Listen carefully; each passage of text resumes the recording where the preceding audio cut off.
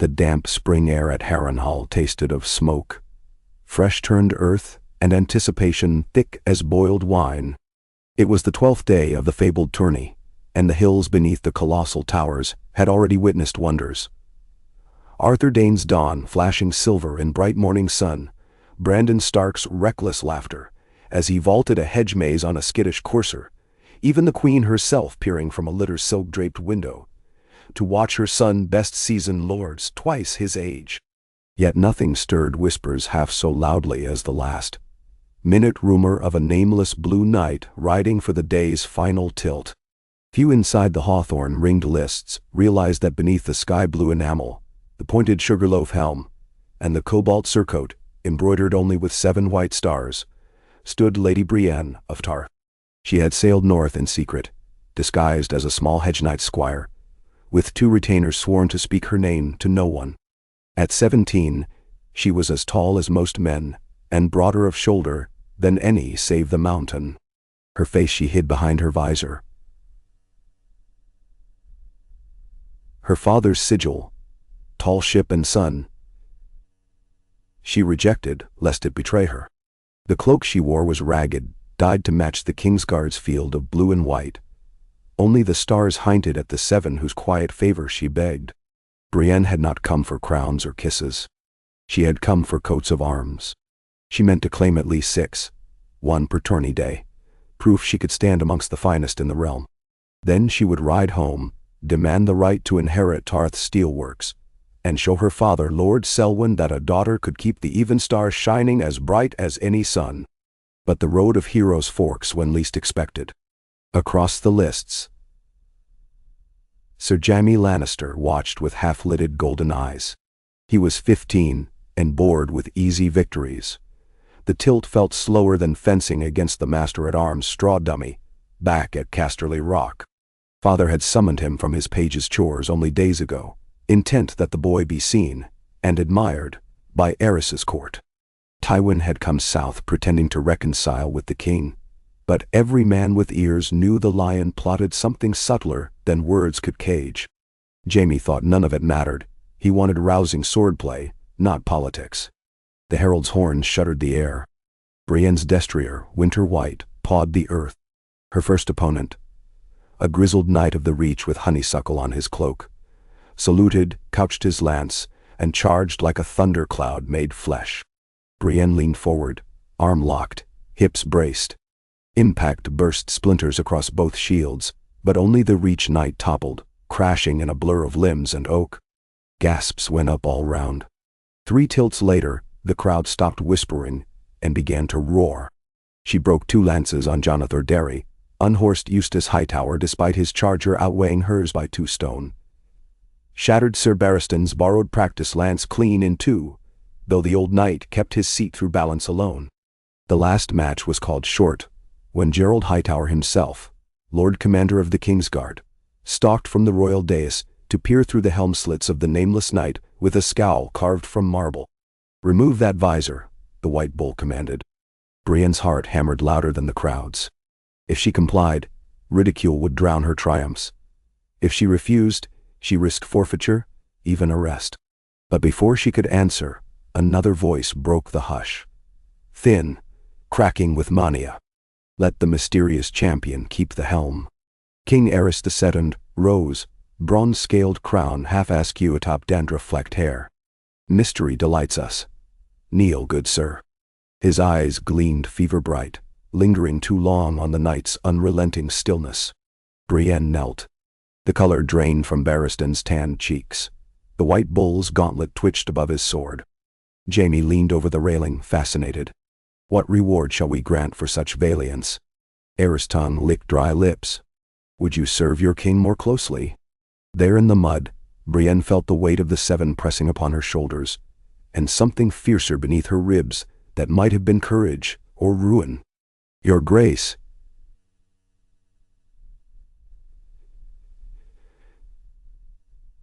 she said, shaping each word to a tenor just husky enough it might pass for a young man's. "I would serve in any post that lets me keep oath with the gods, defending the innocent and the realm." Eris laughed. Hi, brittle. Innocence? The realm?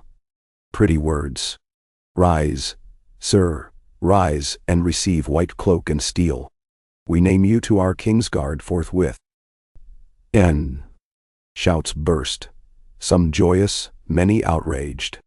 Brienne rose on trembling legs. She heard someone crying out, "Madness!" Perhaps her own voice. Yet the deed was done.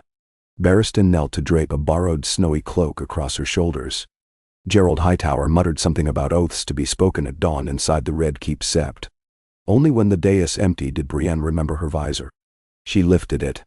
The moment the crowd saw her face, broad brow, earnest blue eyes, mouth shaped for earnest vows, silence fell anew. Then began the ripple of disbelief. A woman. But even the most scandalized found no quick jeers. Her victories lay stark in the churned soil. Jaime pushed through onlookers to stand before her. His smile burned like sunlight on new-forged gold. "Seven save us, you're no squire," he said. "I've never seen a lance held so true. What's your name, sir?" Brienne wanted to answer, "I am Brienne of Tarth, daughter of Selwyn the Evenstar."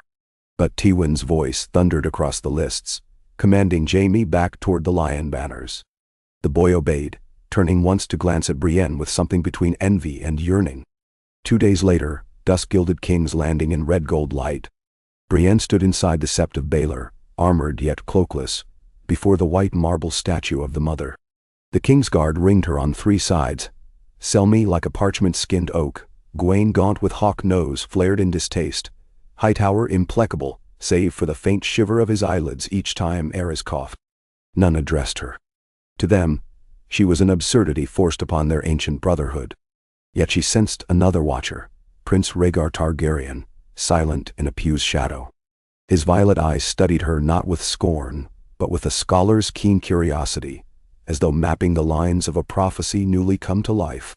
When the Septon intoned the vows, "I vow to defend the king and his lawful heirs," Brienne filled the blank with "Brienne of the Kingsguard." She would not lie, neither about name nor sex. Gasps fluttered like sparrows. The Septon stuttered but pressed on. And so Brienne became Sir Brienne in letter, if not respect.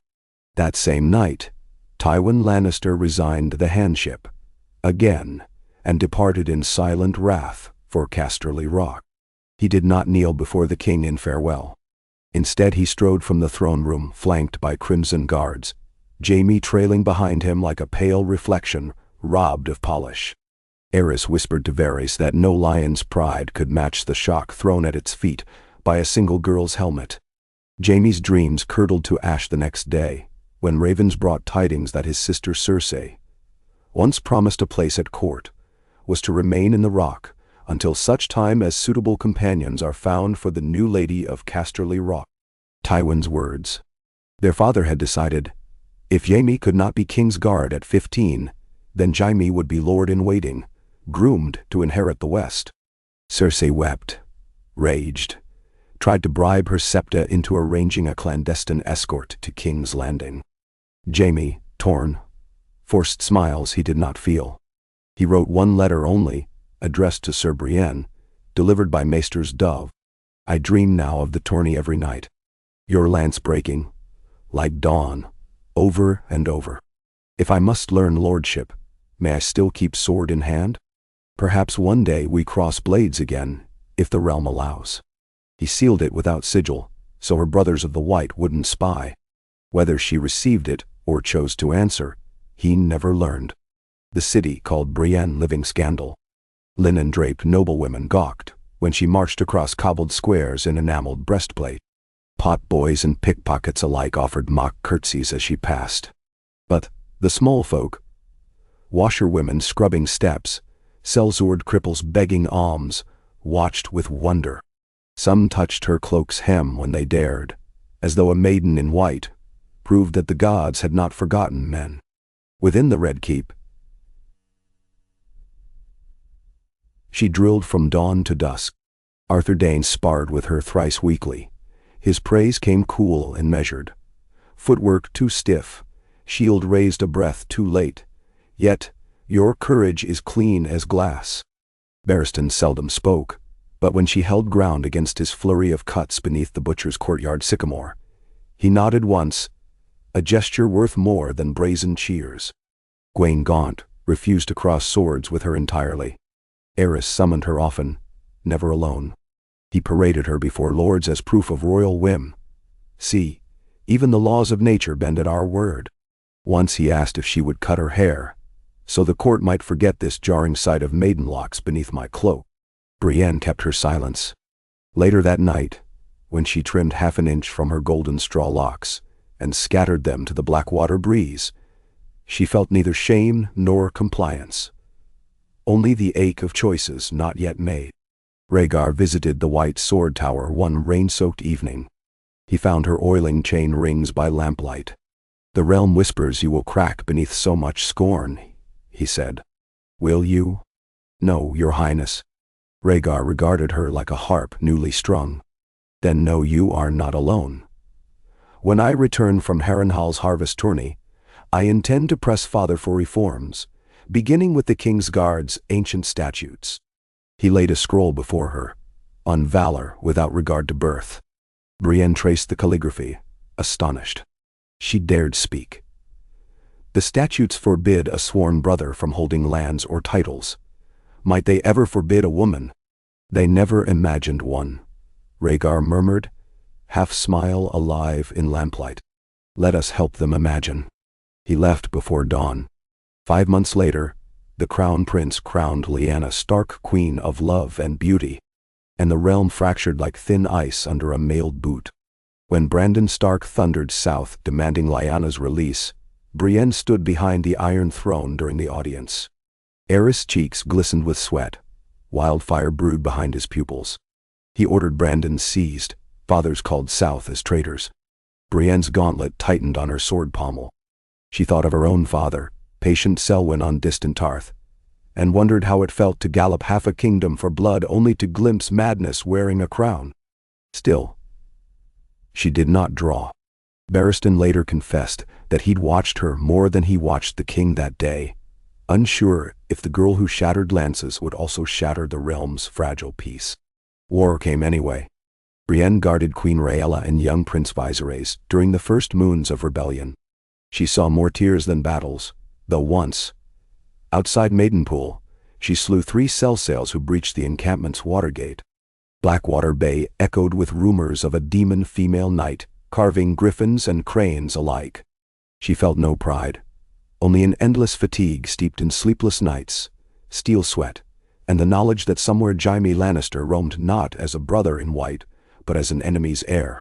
Then, on a smoky dusk in the 5th month of siege, the Lion's Gate opened. Lord Tywin's host flooded King's Landing, banners aflame with sunset. Brienne held the steps to Maegor's holdfast beside Selmy and Dane. Bells clanged like iron hearts. Within the Red Keep's inner gardens, they found Eris ordering caches of wildfire, ignited. "Burn them all," he shrieked, spittle painting his beard. His alchemist scurried with dragon-glass vials. Brienne's sword whispered from scabbard, "Your grace, for the realm's sake." His eyes flashed green, mad and luminous under torchlight. "You, girl knight, obey?" Barristan's hand closed on her arm. "The Kingsguard does not judge the king," he said, voice raw. But the realm's screams echoed already. Outside, the city dying. Brienne remembered Rhaegar's parchment pledge, Jaime's wistful letter, her own childhood dream of honor bright as the sunrise. When Eris lunged for a pyromancer's torch, Barristan hesitated. Brienne did not. She stepped forward, parried a backhand meant for her face, and with tears blurring helm slits, drove steel through silk, flesh, and spine. Eris fell. His crown rang against marble. Wildfire vials shattered, hissing harmless where they spilled upon stone. Silence settled like first snow. It was Barristan who eased the sword from her trembling grip, who knelt to close Eris's staring eyes. It was Arthur Dane who whispered, "Fate wove stranger threads than prophecy foretold." By dawn, Robert Baratheon's banners flew on the ramparts. Tywin Lannister presented Eddard Stark with the small burnt bodies of Rhaegar's children. Brienne wept until red rims scalded her eyes. She had stopped a king's madness, yet could not stop this. When Robert's council met to decide the realm's future, Stark spoke for her.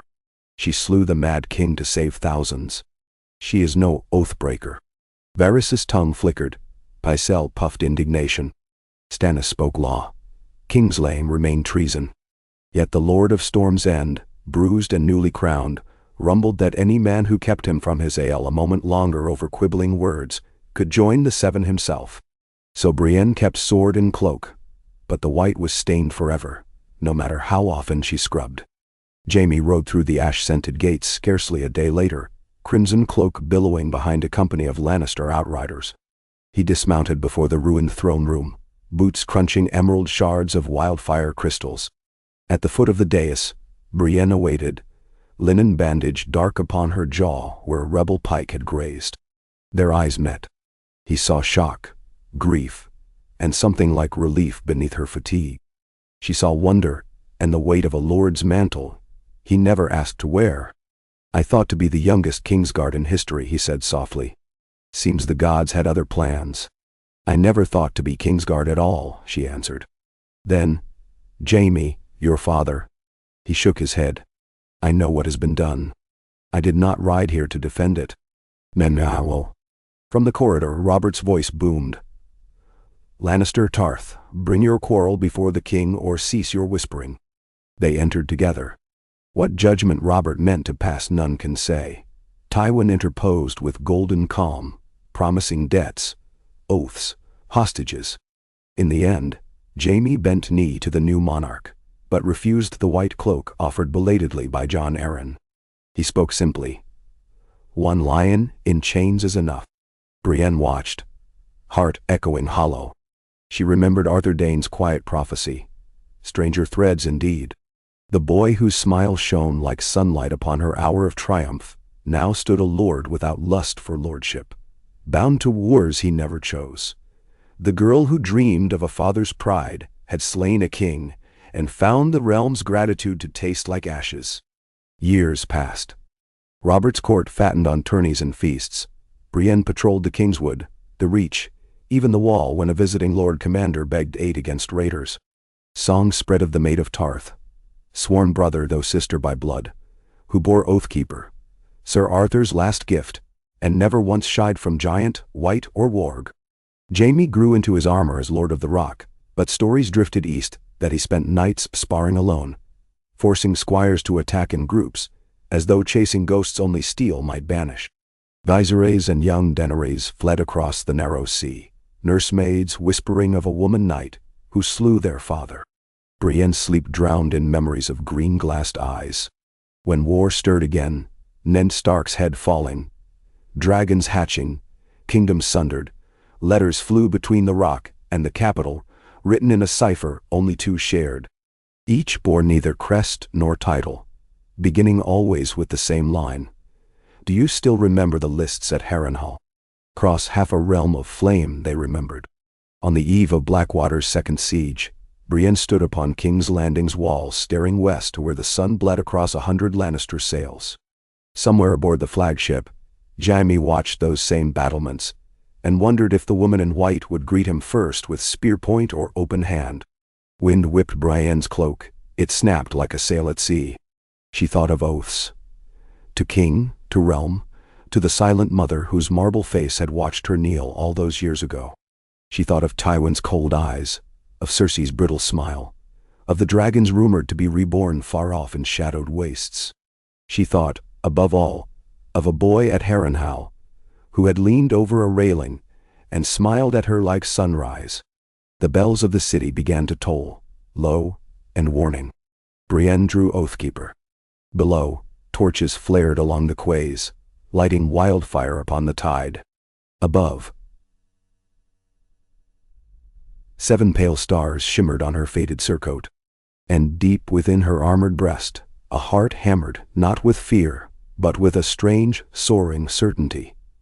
Whatever fresh horror dawn might bring, honor still lived so long as a single soul chose it. Chose to stand firm, to guard the innocent, to shape fate itself as stubbornly as a young woman once shaped her dream beneath the towers of Harrenhal. As the first arrows hissed skyward and drums of war thundered across Blackwater Bay, Sir Brienne of the Kingsguard lifted her sword to the moonstruck heavens and whispered a prayer taught by a father who once feared for his only child. Then she descended the steps to meet whatever end the gods had woven, her white cloak streaming behind like the wake of a ship, bound into uncharted seas. N.J. Smoke rolled like broken black silk across Blackwater Bay, boiling off the river mouth where wildfires still churned beneath a crust of floating corpses and charred mast timbers. The night was half gone, yet darkness deepened rather than lifted. Every star seemed frightened behind veils of pitch. Against that stifling sky, the lanterns lining King's Landing's walls glowed dull as candles in a tomb. Sir Brienne of the Kingsguard stood atop the parapet beside the splintered barrel of a scorpion, armor grimed with salt, ash, and the telltale yellow sheen of naphtha spray. Muscles in her sword arm quivered with exhaustion, but Oathkeeper's blade remained steady, its edge reflecting distant flame as though it too burned with unspent fury. Below, the last legions of Stannis Baratheon, those not drowned or flung back by emerald fire, clustered amid tangled siege ladders, their ochre shields hacked and blackened. The king's personal banner, fiery heart-encrowned stag, sagged on its staff. Its bearer had taken an arrow through the throat moments ago and still clutched the pole while choking pink foam. Yet the men showed no thought of retreat. They beat sword against shield in a muffled thunder that sent tremors through the stone beneath Brienne's sabatons. Determined foes, these. But it was not Stannis who worried her tonight. Across the water, anchored beyond the slick of burning pitch, a forest of crimson and gold sails shifted with the tide. Helms glimmered on decks. Sir Jaime Lannister had come. Lord Jaime now, commander of the Western Fleet, handpicked by Tywin to crush their enemies from seaward. The first of his grape-shot mangonels had already begun lobbing hissing pots that burst pale orange along the mud gate and onto Fishmonger Square.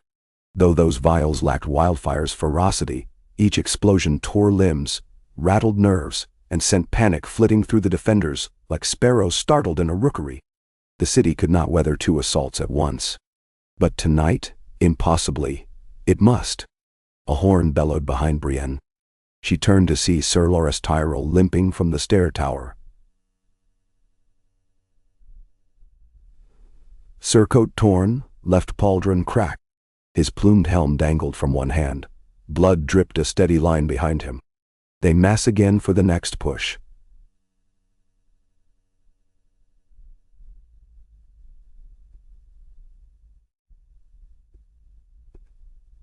Seven hells. There will be no wall left to guard if we do not answer west as well as south. The small folk are running out of stones to hurl, and Sir Adam's last reserve of men-at-arms lies in the gutter outside Flea Bottom. Brienne scanned the darkness. Is the queen secure?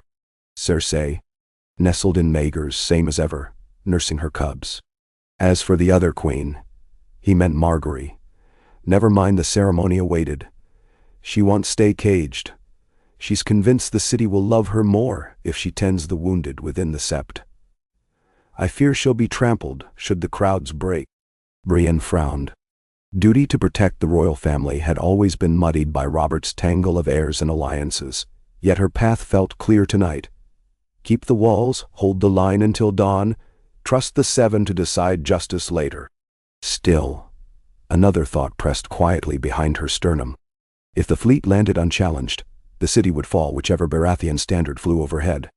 They needed the Lion Lord to see reason, or fail. Oathkeeper's pommel felt cold. She remembered Jaime's letter, the cipher they still shared. Do you still remember the lists at Harrenhal? She remembered, often in lonely mid-watches. He had written again only once, after Ned Stark's beheading, a brief lament that swords cut deeper than they mended. She had not found words to answer. Boots clattered up the stairs. Sir Davos Seaworth emerged escorted by two gold cloaks, hands bound. Gray in beard and hollow of cheek, the Onion Knight bowed awkwardly. My lady, my lord, whichever your grace prefers these days. A wry smile flicked behind weather-beaten jowls. Your men caught me rowing ashore. Thought I might parley. Lord Stannis begs audience with the king, though he says the real king is steel and law, not the debauchee drinking himself witless in the Red Keep. Loras bristled. Brienne raised a gauntlet. Stannis is your liege? Once, twice, aye. Davos shrugged. He will not yield, yet he will not burn the city as his brother in spirit once planned. He means to take it blade to blade. But he reckons without a fleet of lions behind his back. I would spare lives if a bridge can be built. Then they son. Your oaths brought you here to kill us, Loras scoffed. Ay, sir. Oaths brought the Mad King's daughter to slay her sworn king as well, though the realm thanks her still. That struck. Loras flushed. Brienne studied Davos. Honesty rang from him like bell metal. Take him to the gatehouse. She ordered the guards. Keep him safe, water and bread. No torture. We may yet need plain words this night. Then turned. When they'd gone, Loras hissed, Plain treason, you mean? His eyes, usually bright with flirt or pride, looked ragged now. I saw you hesitate when Stannis' men called that first ladder. If they breach again. My sword won't falter, Brienne said. But I'll not mock the gods by rejecting a chance for less slaughter. Downriver, the Lannister cogs shifted ranks. Catapults on their decks bowed like cranes sipping tide water, then hurled another volley of clay jars that burst green gold where they struck wildfire patches. Reigniting banks thought sputtered out. Walls glowed emerald. Spray hissed upon stone armor. The color reminded Brienne of Aerys' eyes at the end, and she clenched her jaw. If words could stop that fleet, they must reach Jaime himself. But to reach him would mean leaving the wall. Leaving Loras, Adam Marbrand, every weary sellsword and tavern boy who'd shouldered pike because there was no choice. It would mean trusting that a single conversation could rewrite a night already half-scripted in flame. Loras spoke first. You mean to parley with the Lord of Casterly Rock. I hope to remind him what he once desired more than glory, honor. A bitter laugh. I desire it too. Yet even I quake when estranged between sword and father. Jaime has Tywin's fury at his shoulder. You face not one but 2 lions. I face 2,000 on the trident. She said softly. And more at Ashford. One is simpler. Will you hold the wall in my stead? He squared his shoulders. I am no knight of the white, but I'll stand. Then stand with all the love you bear Margaery. Protect the people she seeks to rule. She touched his arm. He flinched and nodded. Brienne descended the inner stairs, cloak flaring behind her. Boots shattering puddles of oily water pooled on each landing. Inside the gatehouse she found 3 stable boys huddled with spears. One tried to salute, another sobbed. She set a gauntlet on their shoulders. Keep faith. Dawn comes. She whispered, though dawn felt centuries away. At the stables, she chose a lean gray courser, armor already strapped. She kept only Oathkeeper, leaving shield behind. Gestures matter at parley. As she exited Pigshead Portcullis, the small postern by the water gate, Adam Marbrand galloped up with 20 household cavalry. Where ride you, milady brother? His tone wrapped scorn with grudging admiration. Marbrand disliked women in steel, but favored boldness. To the fleet. I seek Lord Jaime. He cursed. The tide runs full. Boats swamp. You'll drown before you reach them. I'll try anyway. Guard this gate. She spurred into the narrow strand, hooves splashing boggy slime. Fires painted the bay like broken mirrors of hell. A dromon's keel lay cracked in mid-channel. Sails drooping wet and useless. Evidence of an earlier Lannister mischance with wildfire. She chose that wreck as stepping stone. 2 squires rowed a dinghy near the pilings, retrieving bodies for token silver. She hailed them. One recognized the cloak, eyes widening. She grew wings tonight. He gasped as she dismounted to their boat. Courser dismissed to swim back. They rowed under falling cinders. Brienne held cloak tight, visor lifted so her face showed neither threat nor deceit. To starboard, the hulking Lannister flagship Bright Roar loomed, figurehead snarling gold. She bid the boys steer there. Half a dozen archers sighted them as they neared. "White cloak approaching," came a shout. "Hold arrows." Chain ladders dropped, swaying. She climbed. Deck planks pitched beneath her. Muffled commands. Sailors parted. Atop the quarterdeck, Lord Jaime Lannister stood tall in gilded breastplate, chased with ruby eyes. No helm, hair a brighter gold than torchlight. He raised a hand, crossbows lowered. "Sir Brienne," he greeted, voice carrying awe and apprehension. "The last time you boarded my vessel, it was a skiff in river fog." He stepped forward, boots clinking. "Why come now? Alone? The city bleeds between an anvil and your hammer." She met his gaze. Memory tugged at both. "I would see war end before the iron cracks it forever." He studied her smudged cheek, hair plastered to helm ring by sweat. "Your king sent you. My vows sent me." She paced nearer, crew scattering. "You aim catapults at homes, Jaime. Not rebel keeps. Homes full of babes and bakers, and the mothers who once reached for my cloak on the street." She felt tears, but did not let them rise. "Tell me this is not the honor you envisioned at 15. His jaw tightened.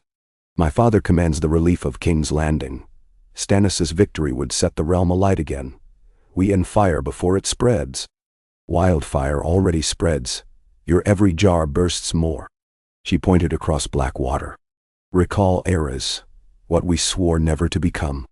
He flinched. Behind him, Lord Tywin ascended from below. The old lion's eyes flickered between them, cool appraiser noting pieces on a Savas board. "So the Kingslayer boards our ship," he drawled. "Have you come to surrender the walls, Sir Brienne? Or only yourself?" "I come to ask mercy for King's Landing. Withdraw the fleet, join parley with Stannis.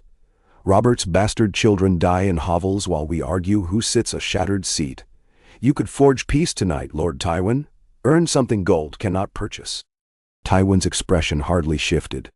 "Peace is forged by winners, not beggars. I see before me a woman who murdered her anointed monarch. Remarkable, she dares lecture on virtue. Then sour."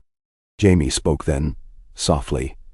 "Father, she saved the city once already, and plunged us into 2 wars hence. Your sentiment blinds you. Does it blind your grandson Tommen?" Brienne asked. "He waits inside walls you batter, as innocent as any child you ever fostered for alliance."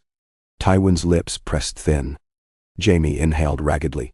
"Father," he said, "we might yet end this without raising half the capital.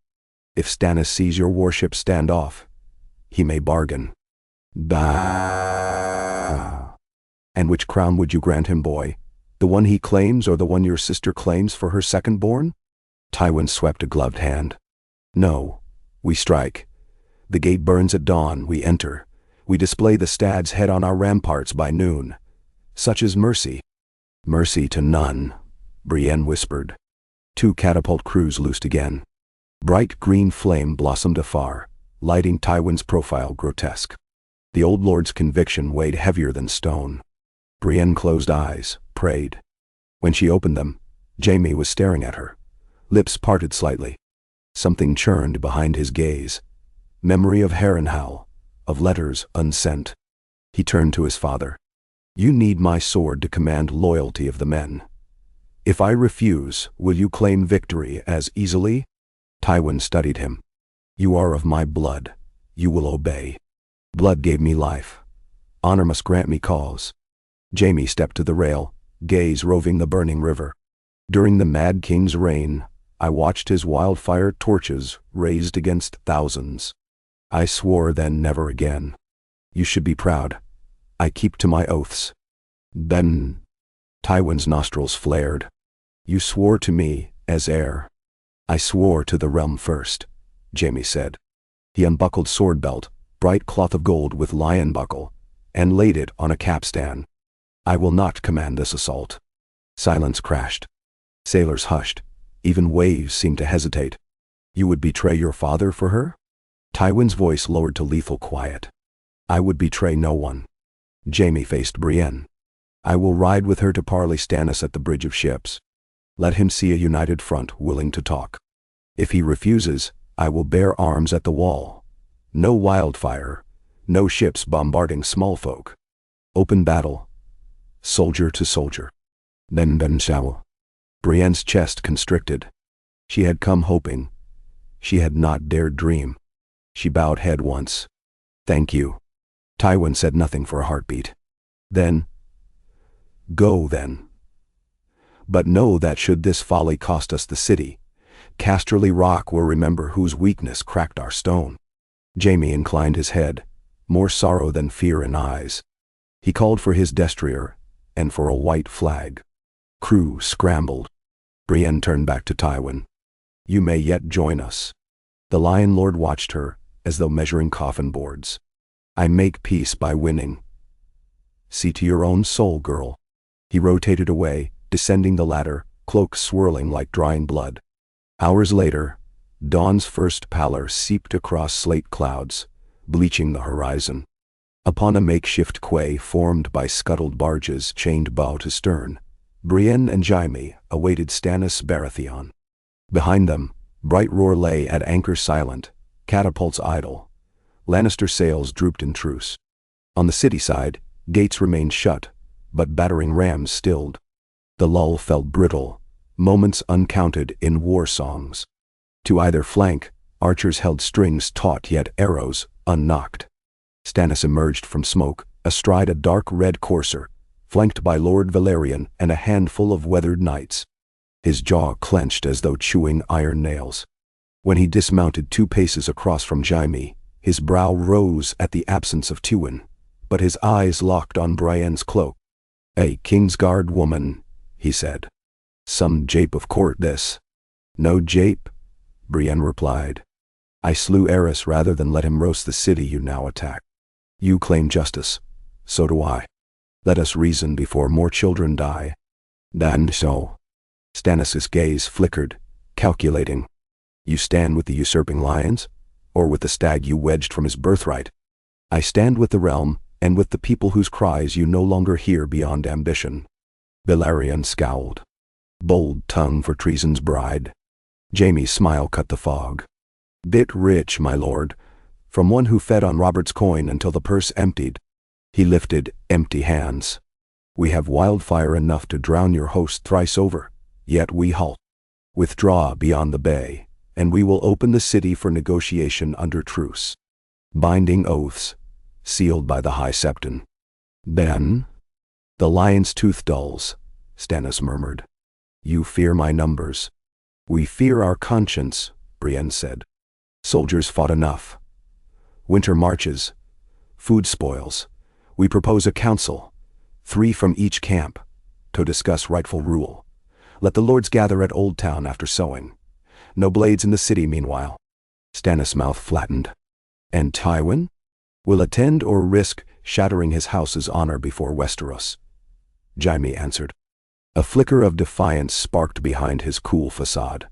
Brienne felt it like sunrise. The bridge creaked, sea-slapping barges. Stannis surveyed burned decks, floating men scarred green. Finally he spoke. A king who spares his enemies now might save them only for darker foes later. His gaze drifted northward, imagining perhaps the wall, the tales of dead things stirring. He exhaled. Yet a king who spills needless blood forfeits God's grace. He extended gauntleted hand. 7 days armistice. Bring your counsel beyond the bay's reach by then. We will treat. Brienne clasped his forearm, grip firm. 7 days. She echoed. Valerian hissed but followed as Stannis remounted and wheeled away, hooves splashing black water. Inside King's Landing, panic ebbed like tide drawn by unseen moon. Refugees trickled from the streets, to gather at Septi doors, where Tyrell healers dispensed broth. Loras, still nursing his cracked shoulder, met Brienne inside the gatehouse. It worked. He sounded half-dazed. For now. She told him terms. He looked years older by the finish. You chose mercy, he said quietly. Margaery will sing your praise. My father, too, though he'll pen a letter chiding such risk. No. I bear worse. She excused herself to the White Tower. Arthritic knees protested every stair, but exhaustion felt light tonight. In her cell, she removed armor piece by piece, laid each on oiled cloths. Dawn pears glowed through arrow embrasures, tinting steel rose gold. She washed Wildfire's soot from cheeks, revealing freckled skin beneath. When she looked up, Jamie leaned in doorway, one arm bracing lintel. "I recall another dawn," he said softly. "When you knelt in Harrenhal's mist, visor raised. I thought you sunrise in blue armor then. Now you look it still, in soot." "Nentro." She blushed. "Your father?" "Raging. He sent ravens already, but he'll hold." Jamie stepped inside, closing door behind. "I meant what I said, the realm first. Perhaps at last, I understand your courage." She dried face with linen. "Courage or folly?" "Both." He smiled crooked. "Folly shared becomes purpose." He offered a folded scrap. "A letter I wrote a lifetime ago. Never sent." She opened it. "I cannot match your valor, but know you have a friend who strives." The ink faded, but words warm. "I had a reply," she whispered. "I burned it when I could not find a raven bold enough to carry half my heart." He reached out, fingers brushing her wrist where no steel remained. "Try again. Let us serve together. Perhaps not in white cloaks, but as guardians still. We might mold a realm kinder than the fathers we betray." Tears slid unbidden. She covered his hand with hers. "I would try." Outside bells rang, not alarms but slow, uncertain peals of morning prayer. The city exhaled. Cinders drifted like dying stars. Somewhere in that fragile hush, Brienne heard a child laugh. Shrill, wondrous, alive. She looked at Jamie and saw the same wonder mirrored. Then she pulled him into a brief, fierce embrace, forehead against his collar, feeling the tremor of his breath. 7 days, she reminded softly, stepping back. "We have work to do." He inclined head, warrior, acknowledging captain. 7 days. Work began with the queen.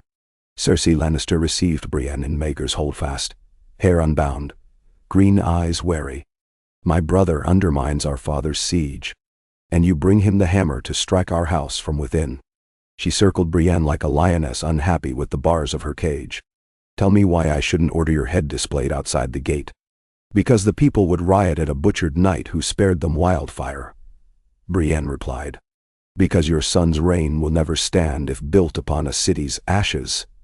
And because you love Jamie." Cersei halted. "I love my children. You love Jamie first." Brienne met her gaze. "He chooses peace. Join him. Retain your crown in council, not in charnel pit." "Ah." Something flickered behind Cersei's lashes. Pain.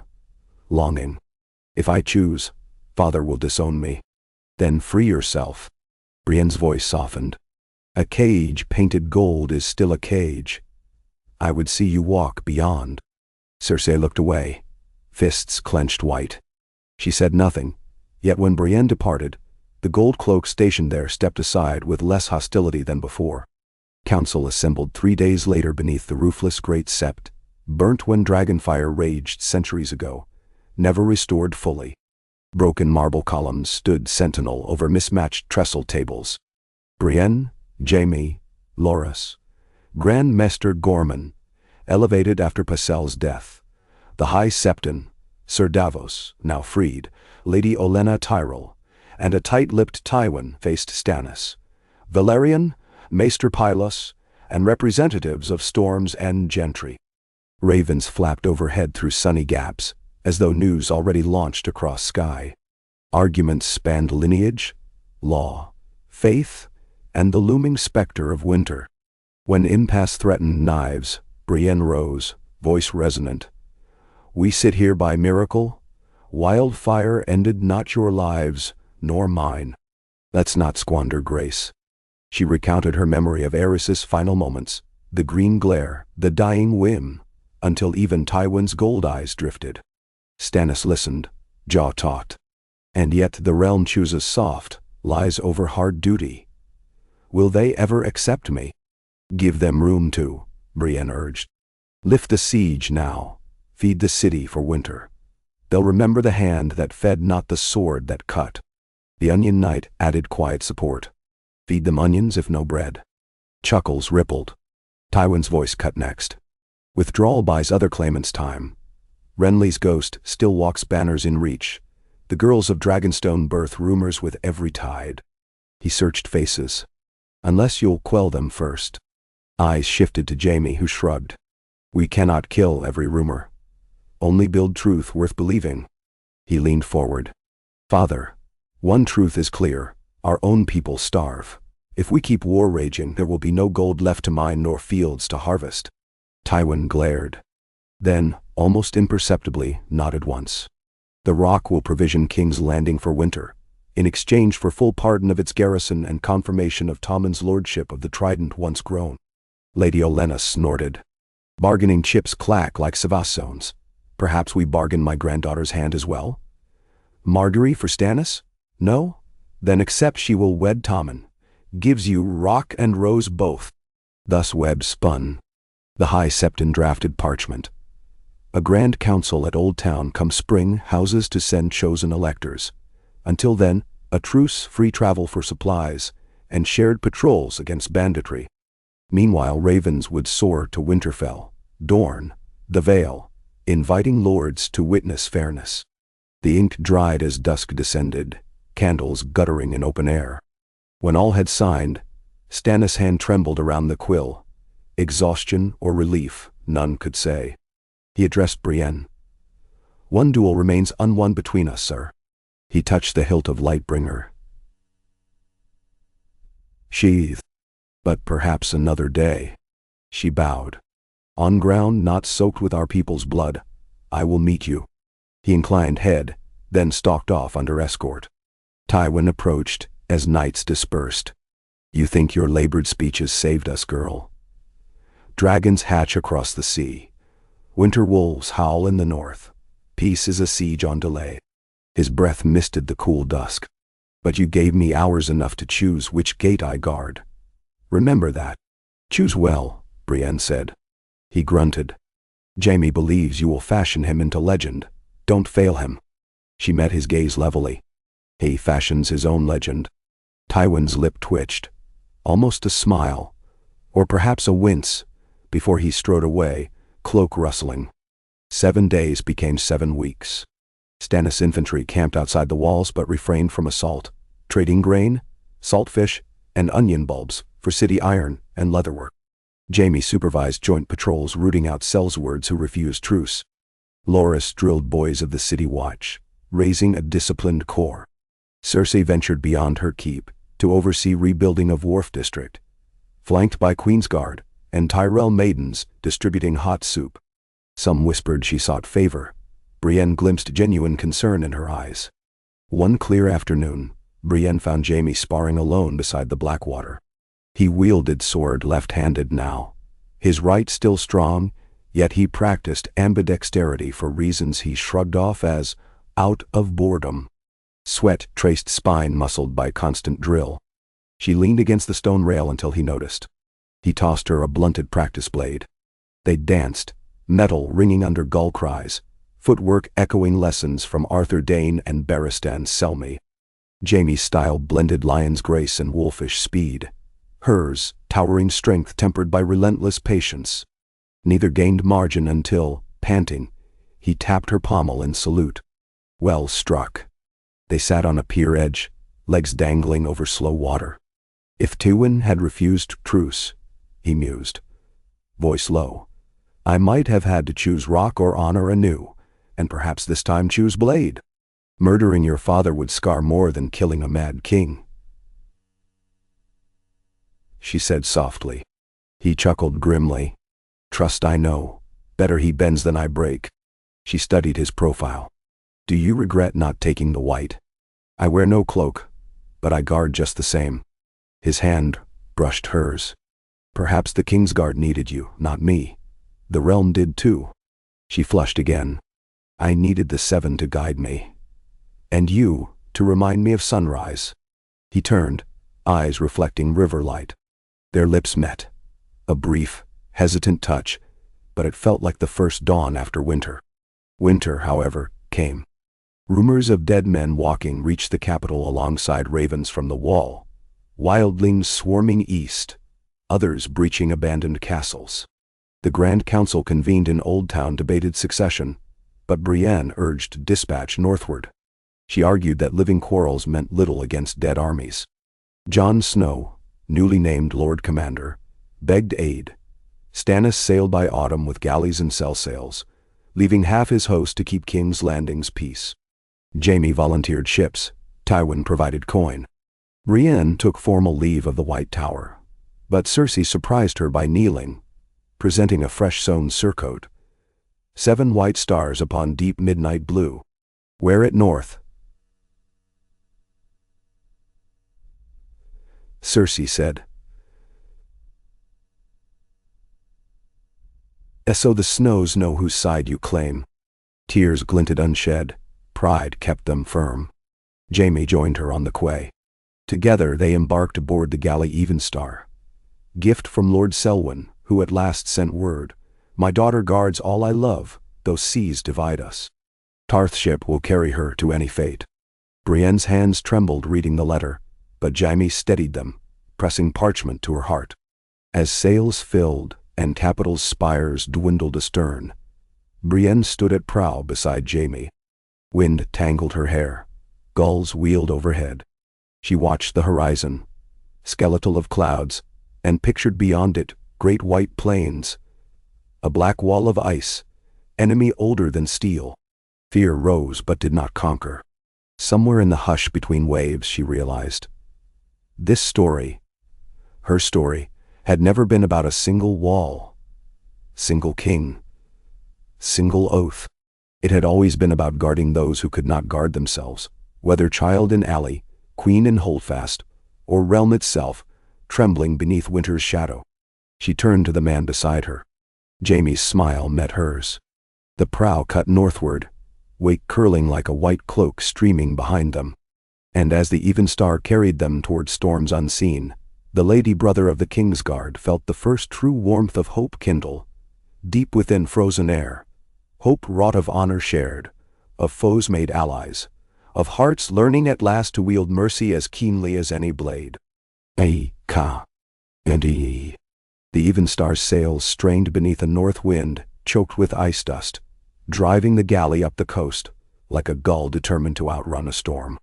Each dawn the sea looked a shade paler, pewter melting toward silver, and each dusk the horizon devoured a larger piece of the sun until twilight came as sudden as a blade across a throat. On the quarterdeck, Brienne tasted frost whenever she breathed. It coated the rail with a ghostly rind that glowed under lantern fire. Most nights she and Jaime sparred in silence, the thrum of rigging and the deep groan of the hull syncing with the rhythm of steel. When knuckles numbed and steam curled from their lips, they sheathed blades and spoke in low tones about the fellowship they hoped to forge at the wall. Southerners, Northerners, king's men, wildlings, even the restless dead if they lacked will, to be persuaded by argument. Hope sounded foolish, yet both found it preferable to surrendering the coming struggle to despair. The crew thought them half mad, the Kingslayer and the Maid Knight sharing lessons in footwork, while bergs drifted past like snow-crowned leviathans. But the sight held a strange reassurance. Every man aboard, even the grizzled master who'd weathered 20 crossings, grew steadier seeing those two figures move in perfect measure. Tall woman in midnight surcoat streaked white, golden lord whose laughter no winter spray could hush. If the lion and the lady brother trusted each other against darkness, perhaps there remained chance for any soul bold enough to swear the same. News rode the currents faster than planks could cut them. Off Sisterton they hailed a northbound fishing sloop, whose master carried a raven's cipher. Eastwatch by the sea had sighted blue-eyed corpses scouting beyond the gorge. 3 rangers were missing. Lord Commander Snow begged haste. A charcoal sketch stapled to the message showed the thing they all feared. A gaunt face split by silence, mouth slack, pupils like shards of moonstone. Jaime stared at it a long time, tracing the cheek with a gloved thumb as though searching for remnants of the person once living there. Brienne studied the empty sockets and remembered corpses on the trident that had blinked open when she passed at dusk. Those had been tricks of exhaustion. This sketch hinted no comfort of illusion. It was a ledger of offenses reality meant to collect. 4 days later, snow pelted the deck sideways, hard as thrown salt. The Even Star ran aground on a sandbar outside White Harbor. Sails shredded to lace. They limped into port half afloat, hatches dripping slush. Lord Wyman Manderley greeted them, on a wharf crowded with lanterns, his white-green cloak snapping like a marsh banner. "All the South seems to gallop north these days," he boomed, voice echoing across half-frozen docks. "You bring coin, grain, or glory? Steel, honor, and a prayer the wall still stands," Jamie answered, warmth in his tone that surprised even him. Manderley's laughter shook snow from his hood. "Then you'll need hot soup before oaths." He offered shelter in Newcastle. Staff bustled to stable horses brought within Even Star's hold. Davos Seaworth arrived hours later aboard a cog called Faithful, bearing Stannis codicils. The Baratheon host had marched from Deepwood through Torrance Square, slowed by drifts but intact. Erlor's Red Priestess rode with them. Rumor said torches melted paths in vortices of sudden flame. Brienne wondered if that fire would answer to wooden walls as readily as targets of snow. 2 weeks of refit and scavenging canvas passed. Jamie commanded carpenters like a captain born to sawdust, ignoring noble prerogative till his gloves bled resin. Brienne trained castle squires in shield walls on the windy South Bailey, turning their chatter into disciplined grunts. She shared mead with Manderley's younger son Wylus, who confessed he feared water more than whites. She told him fear could be a sword's whetstone if kept steady. At night, she and Jamie dined with the fat lord, fresh cod baked with onions, while white ravens circled roof trusses. One evening Wyman poured mulled wine and said in a hush spiced by cloves, "The Stark boy is gone and the Krakens choke the shorelines. But if you keep the dead at bay, the North remembers it owes you each a debt weightier than snow." He lifted a cup the size of a helmet, toasted their impossible errand, and drank till tears slicked his cheeks. By the first full moon of deep winter, the Even Star sailed again, patched but resolute, towing 2 smaller carracks stuffed with barley, salted mutton, barrels of lamp oil, and 3 dozen green boys eager for horizon tales. The shivering sea lay jealous gray. Wind behaved like a sullen oath-breaker, constant yet fickle. Each dawn watchers scanned for black ice, more than enemy sails. 2 nights out from Skagos, the fleet slipped through sheets of fog. So dense crewmen swore they sailed inside a whale's belly. When a shape loomed starboard, a longship carved with runes, Brienne felt knuckles whiten on the rail. But the vessel vanished into mist like a rumor on a maester's breath. They reached Eastwatch beneath an orange dawn that painted the wall's icy face, rose gold above the sea. Even by legend the sight outstripped words. A fortress of frozen thunder, its height a silent accusation against mankind's pride. Smoke pillars rose from braziers along the battlements, stark against pale effulgence. On the pier Jon Snow waited in rough-spun black cloak, eyes shadowed by sleepless nights. Beside him stood King Stannis in full plate, cloak stitched with red stag and flame, jaw clenched like a portcullis. Red shadows danced on the Lady Melisandre's cheeks. She alone smiled, as if greeting chosen pieces to her god's game board. Jon offered a forearm clasp to both knights. His palm felt cold yet steady. "You bring food. I thank you. Men vanish in the woods each day. The rest grow thin." Brienne studied him, youth tempered by command, sorrow hidden behind courtesy. She thought of Bran and Rickon, rumored dead or not, of Arya gone south like a will-o'-the-wisp. She offered a nod that contained apology for every southern oath gone astray. Jamie greeted Jon with frank admiration. Perhaps 2 men once labeled Kingslayers sensed kinship. They convened in Eastwatch's war room, a drafty hall hung with patched banners. Maps weighted by axes detailed wildling movements and marks of recent white sightings.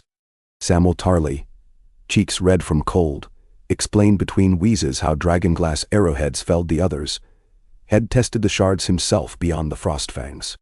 Crates of obsidian blades lay stacked, black motes sparkling in lamplight like captured night. Gendry of King's Landing labored at a corner forge to mount them on ash shafts. Stannis paced. Food may feed, but I need swords. Mormont's tower sends ravens. The dead cluster near Queen's Crown. We must march before they break the lakeshore and sweep the gift. Now. Jaime stepped forward. My father deploys a host south of the neck. If we hold the wall, he'll ride once passes thaw. He will ride for himself, Stannis snapped, not for realm. Jaime shrugged. Men fight for coin or hope. Results care little which. Brienne laid a calming hand on his vambrace. She faced Jon.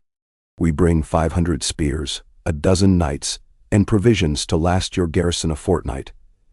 Tell me where they fall in your line. Jon spread a charcoal-smudged hand over the map. Dani, du, nawa, talma you, datmaundur. Ardhome. The name weighed like a gravestone. Thousands of wildlings fled there months ago to escape our skirmishes. Now ravens say ships of ice drift near the cliffs and blue shadows walk their camp. If the dead claim that many bodies, every battle after will tip against breathing armies, no matter their banners. Brienne remembered tales of Hardhome, a ruined town haunted since before the conquest, where storms howled voices of witches long drowned. How many men can you spare? She asked. 200 from Castle Black, 100 from Eastwatch, fewer if the next raid hits South Gate. Giantsbane swears he can lead wildlings to our side if we rescue them. But we need a fleet. He gazed at the Evenstar through the frosted casement. I know of only yours. She saw Jaime's mind racing. Risk hulls, risk crew, sail into a maw of frost magic. Yet his nod came quick. We took these ships to save a city from wildfire. We'll sail them to save the world from worse. Stannis rubbed chin stubble. I go as well. A king should witness first blow of his war. Melisandre's red eyes glimmered at those words, as if she'd whispered them into his skull. Thus a plan formed. 50 Night's Watch archers, 60 Baratheon knights, 40 wildling raiders under Tormund Giantsbane, plus Brienne's and Jaime's southerners, all aboard 3 ships. Jon would hold the wall with remaining men, lighting beacon chains if the others advanced. Sam would scribe messages to every maester from Old Town to the Eyrie describing Hardhome's stakes. Should they survive to send a raven? 3 days of frantic loadings followed. Snow fell without pause, burying crates before ropes could haul them up. Evenstar's decks became white maze. Sailors cursed while shoveling and laughed when ghosts of breath billowed around them. Brienne drilled mixed units on the strand, teaching Riverland boys to front with shields while free folk flanked. Tormund mocked but admitted tactical sense. Jaime's voice barked cadence, not the honeyed drawl he once used wooing highborn ladies. He carried himself like steel hammered flat and sharp. On the eve of departure he found Brienne alone near the ship's stern, hands resting on railing stained by sea and rust. Storm rising, he said softly. A wall of thunderheads bruised the northern horizon. Storm's been with us since Harrenhal, she replied. He traced a leather strap on her pauldron. Remember the songs where true knights ride into darkness with hearts alight? I remember they often die. Her lips tilted wry. Yet the songs remain. Then we ride for the song. He bent and kissed her brow. Frost hissed where breath met skin. If the dark takes me, keep the melody true. She caught his wrist. If the dark takes you, it takes me too. We share sword and dawn. Later she knelt before a makeshift shrine in the watch sept, candles guttering in cold gusts. She prayed not for survival, but for resolve. Strength to choose mercy when fear commanded slaughter, to wield death only where life might root after. She rose lighter, 2 tears freezing on cheeks like tiny mirrors of hope. Dawn bled sickle red when the fleet weighed anchor. Ice floes cracked beneath hulls, screeching like harpies. Brienne stood near the prow, Oathkeeper sheathed across her back, blue stars on cloak, dusted white. Beside her towered a giant, named Wun Weg Wun Dar Wun, wearing a patchwork of mast sails for coat. He had sworn to carry rocks bigger than men to hurl at whites. His grin turned icicles jolly. Sea spray froze across mustaches, across Melisandre's ruby necklace, across the brass bowl of a Night's Watch drummer who thudded cadence to oar strokes. Hours blurred into a monochrome phantasm where sky, water, and ice rendered shades of one chilling canvas. Gulls deserted them, only ravens followed, landing on yardarms to croak capital omens. By dusk the wind died, replaced by eerie calm. Even stars' hulls sliced water glassy as obsidian. Ahead, Hardhome's cliffs materialized, a serrated silhouette gnawing cloud bellies. Fires flickered atop makeshift ramparts, too few for the thousands said to huddle there. A low thunder, not born of weather, rolled across the gulf. Drums, maybe, or glacier groans. Launch boats, Stannis ordered. Archers knocked obsidian points. Wildlings grasped axes. Brienne climbed down rope ladder into the first cutter, Jaime behind her, their boots splashing dark water. The giant waited, water lapping mid-thigh, long strides overtaking rowers. Snow began again, flakes big as moths. Closer, the stench hit, rot laced with brine. Corpses littered shallows, pale arms reaching like seaweed. Some wore furs. Some, chain shirts rusting green. Some, nothing but hair frozen to ribs. The living atop the rise shouted greetings in tongues of North and free folk, yet none dared descend to aid. One barge scraped shore. Men leapt, forming shield ring while archers scrambled up slope. Brienne reached the palisade gate, planks lashed with rope, and saw within a nightmare of famine. Emaciated children gathered around dying fires, mothers' eyes glazed. Ghost trees stripped of bark served as tents. A raven perched upon the gatepost uttered a human-like croak, "Snow, snow," and flapped away. Torment strode in roaring reunion. His hug nearly cracked ribs of a shivering crone. "You luckless goats," he cried. The crows came bearing soup after all. Some asked for Mansraider. He shook head, grief briefly eclipsing gaiety. Then he turned to Brienne. "Get them moving. Night falls cruel this side. Stannis, Jaime, and knights. Watch officers directed ration distribution." Brienne supervised lines, eyes catching every tremor that hinted white fever, those bitten and doomed to rise. Melisandre walked among them humming a hymn. Glass candles in her satchel pulsed dull red, warmth that made children reach slender fingers. She touched brows murmuring, "The night is dark, but the fire burns within." Some smiles flickered for first time in moons. Yet dread thickened as the true night crept. Wolves howled from forest heights. The sea behind them iced over in lace seconds thick. Moonlight found shapes out there, shadowy ranks glinting frost steel. No torches, no shouts. Just hush sharper than any blade. Jaime climbed a watchtower. His shout drew every gaze. "They come!" Barricades bristled with defenders. Brienne ran catwalks checking gaps, adjusting lamp oil casks for quick fire. Obsidian arrows lined parapets like quills on a giant raven's wing. She reached Jaime's side. He pointed down slope. White figures moved with uncanny stillness, snow swirling about them as if dancing to invisible pipes. Then at once they surged. No horns, no roar, just the whir of frozen limbs. The first whites slammed wooden stakes, axes rose. Night's Watch archers loosed volleys. Every obsidian tip that struck another bursted in shimmering shards, snow devouring fragments. But whites ignored wounds. Save head or limb. Severance. Giantsbane hurled boulders crushing 5 at once. Still more clambered over corpses. Brienne leapt to a ladder, met them mid-rung.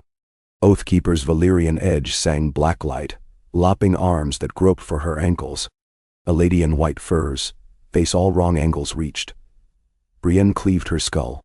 She felt no triumph, only grim arithmetic. Each corpse she cut was a comrade moments ago, but to hesitate was to doom. Jaime fought beside her now, sword and shield in left and right, moving with dancer's control. He shouted orders, plugging leaks with squads. When a gap opened near the crumbled east wall, he wheeled. Brienne followed. They vaulted fallen timber into melee thicker than ants on honey. She parried a rusty spear, countered with knee to sternum, drove pommel through jaw, swept blade across 3 necks in arc of dusk. Jaime's shield barged a white knight in ringmail, buried dagger through visor. Thunder cracked overhead. No lightning, yet the air yawned cold enough to seize breath. From ridge top descended figures taller than men, armor berry blue, blades thin as moonbeams. Their eyes burned star blue. Others. One raised frost sword. Fire pits hissed out. Darkness swallowed torchlight. Only Melisandre's ruby still glowed, a lone ember. She stepped forward to meet them, voice rising in chant. Flame blossomed around her, roaring pillar that drove snow outward like hurricane surge. 2 others recoiled, their swords steamed, edges dripping water. Brienne used the flare to rally defenders. "Dragon glass," she bellowed. She seized a spear fletched black, rushed. The nearest other swung, its blade met Oathkeeper, steel shrieking with such chill she feared for the metal. She deflected, slipped inside, thrust spearhead through onyx armor. The sapphire eyes widened an instant before body shattered, shards tinkling like crystal rain. Jaime faced another, left-hand blade shivering but holding.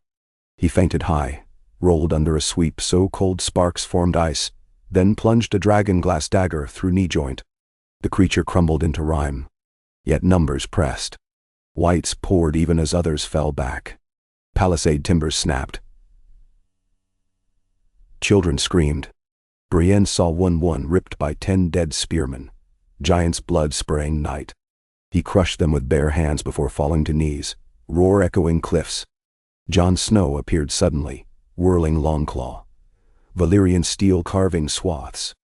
Beside him Ghost lunged, white fur crimsoned. Stannis fought like granite shaped into fury, hammer cracking skulls, voice hoarse from command. Hold the line, for the realm. When his standard-bearer died, he snatched stag banner himself, planted it in gore-smeared gravel. Hours, or eternities, passed. The dead piled higher than walls. Brienne slipped on iceblood, regained stance. Muscles ablaze.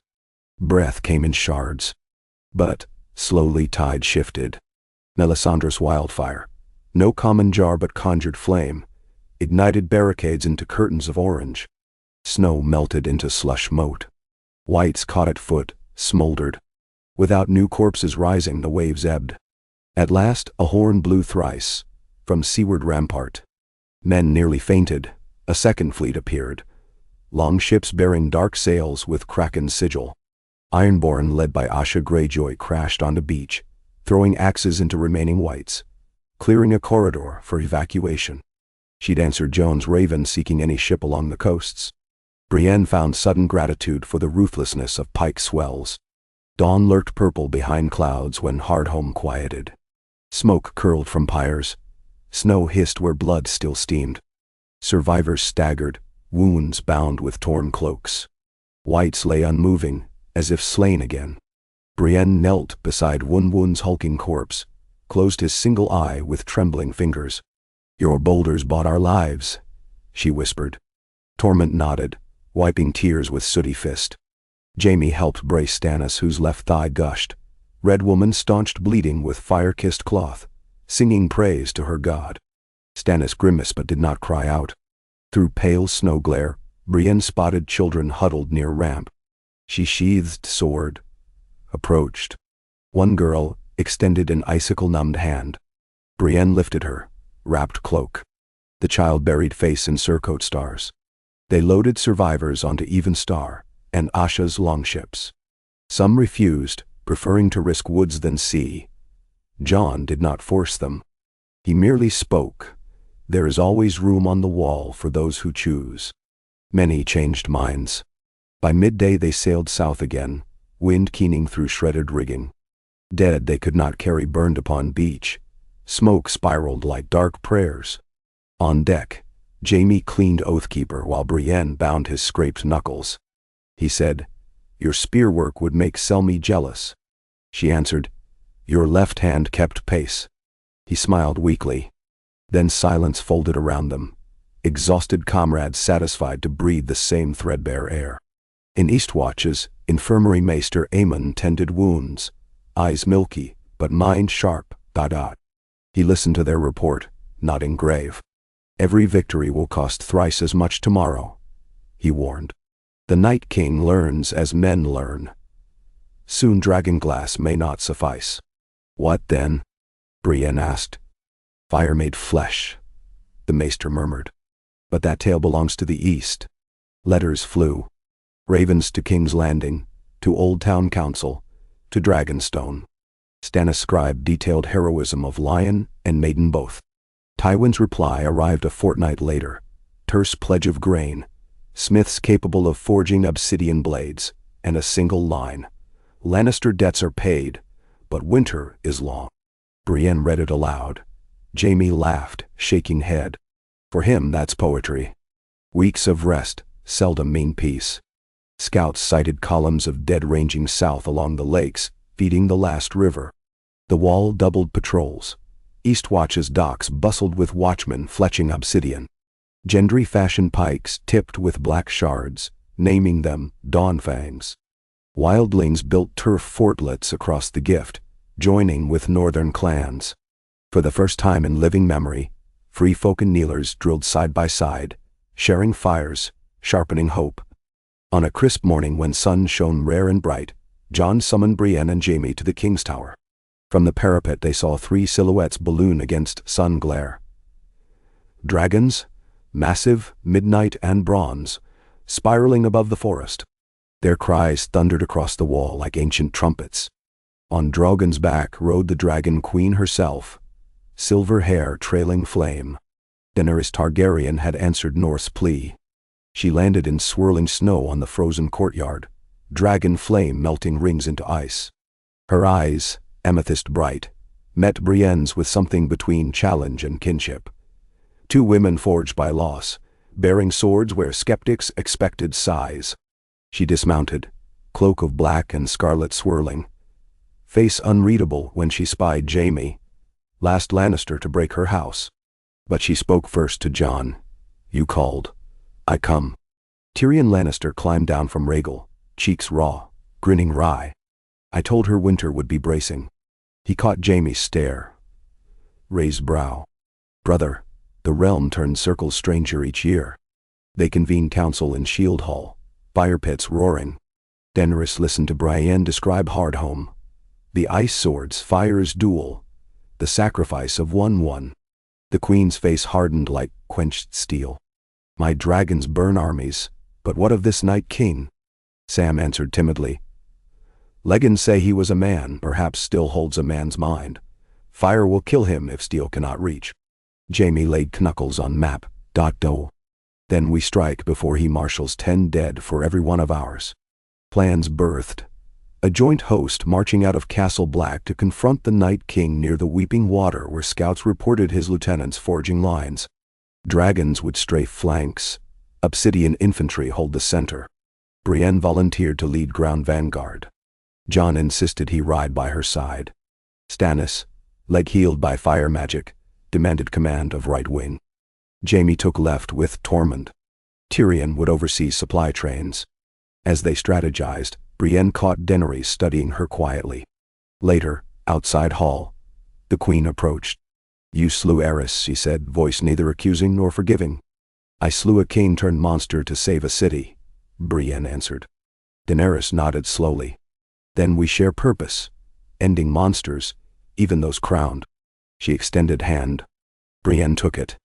2 grips sealed an alliance heavier than royal seals. The army, dubbed the First Light, assembled under aurora-lit sky 1 fortnight later. 10,000 strong, a patchwork of cloaks.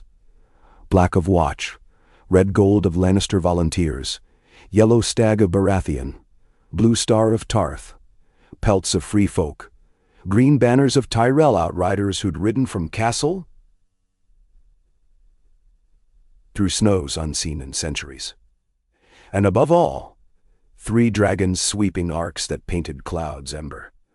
They marched south over frozen lakes, gleaming like polished steel. Brienne rode at front on her gray courser, cloak billowing. Jaime matched stride, helm under arm. Joan's direwolf trotted ahead, eyes reflecting starlight. On ridge weavers of mist parted, revealing endless dark plain where the dead awaited, ranks silent as night itself. The battle that followed dwarfed Hardhome. Dragons breathed torrents that glassed snow to slag, but White Walkers raised spires of rime that refroze molten paths, hissing towers of steam. Dead giants hurled ice boulders shattering 200 men at a blow. Stannis' right wing buckled till Davos rallied them with the Baratheon stag in flame ablaze. Jaime's left carved whites like wheat, but the Night King rode a stallion of frost, every blade stroke he parried, snapping steel to glittering shards. When Daenerys dove Drogon at him, the Night King raised spear of crystal. Dragonfire parted like water. Only Joan's arrow of dragonglass deflected the throw. Brienne charged through chaos, Oathkeeper aflame where it met dawn's first rays. She locked gaze with the Night King. Eyes ancient, sorrowful, merciless. Around them war slowed, as if universe measured two realities. One where hope perished, one where it endured. She dismounted, feet slipping on frost. He dismounted too, seeming to relish mortal form. He struck first, sword shrieking on hers. Cold lightning numbed her arms, but she held footing. She fainted low, rolled aside, rose with dragging uppercut that would decapitate a human. He spun, impossibly swift, blade grazing her jaw, freezing flesh. Blood crystallized on cheek. Pain flared but focus burned brighter. Jaime barreled through cluster of whites, hacked a path, slid across ice to engage the Night King's flank. 2-on-1. Dishonor in knightly code, necessity in apocalypse. They moved like mirrored storms, Brienne's wide arcs channeling strength, Jaime's tight strokes sneaking inside guard. The Night King blocked each, countering with strikes that left frost spider cracks across Oathkeeper. From sky, Rhaegal swooped. Tyrion clung behind saddle, dropping obsidian-tipped chains. Jon lassoed one, yanked until he flew over melee, landing near Brienne. Together 3 mortals pressed nameless terror. Still, it held. Melisandre's voice rose behind lines, a song of old Valyria. Flame erupted along trench carved earlier. Heat washed battlefield. Light reflected in Night King's icy armor. Small flickers dancing. Brienne saw flickers within. Shapes of memories. Lovers lost. Children turned ice. Compassion pierced her chest. She almost faltered, but then remembered cranes of the Reach, laughter of Harrenhal, smile of a boy who believed in sunrise. Mercy for dead could not eclipse duty to living. She thrust with everything left. Oathkeeper met Crystal Blade. At same instant, Jaime hammered from opposite side with Valyrian steel axe gifted by Queen Daenerys, moments before battle. 2 ancient metals clashed the Night King's sword in pincer. Crystal splintered. A crack snaked down his breastplate, glowing orange where fire met cold. Jon drove dragonglass dagger into gap. That dot. Light exploded, blinding white. Shockwave toppled armies. Whites collapsed in ripples, lifeless anew. White Walkers screamed, forms disintegrating. When vision cleared, only shards remained, melting to nothing. Dead armies lay still. Silence swept plain. Then cheers rose, hoarse, disbelieving. Brienne's knees buckled. Jaime caught her. Frostbitten cheek, bled warmth. He pressed gloved palm, tears bright. Jon rested hand on her shoulder, mouth shaping words drowned by jubilation. Dragons circled overhead, roars echoing across ranges. Dawn fully broke, sun climbing above horizon like a torch accepted by tired hands. Its rays painted every sword, every shield, every tear shining. Survivors wept, embraced strangers as brothers. Later, among pyres lighting twilight, Daenerys knelt beside Brienne. You slew not just my father's ghost, but the world's nightmare, she said. Brienne shook head. No, Dot. We all struck together. That is the blade which severed winter. Bendai. Jaime stood behind, eyes reflecting flames. Songs will remember you. She looked at him, lion's mane tousled, brow cut, smile soft. They will remember us. She reached, interlaced fingers with his. For first time since Harrenhal, she felt peace untainted by fear. 3 days they tended wounded, burned the final whites, carved cairns for giants. Ravens flew with tidings. The Night King fallen, dead stilled, dawn secured. On the 5th morn, Brienne rode to a rise overlooking plain now quiet, snow glittering pristine. She inhaled sharp air and thought of Tarth's sunrise, of King's Landing's bells, of a future unwritten. She felt no cloak upon shoulders. She felt wings. Footsteps crunched. Jaime joined her, wrapping fur mantle around both. They watched pink breath cloud sky turning blue. What now? He asked. Life. Talk. She smiled, soft but certain. And building something worthy of those who died. Sounds like a quest for true knights. He squeezed her hand. Shall we ride, Sir Brienne? She turned, eyes shining brighter than snow. Sir Jaime, we ride at dawn. Into songs we'll pen ourselves.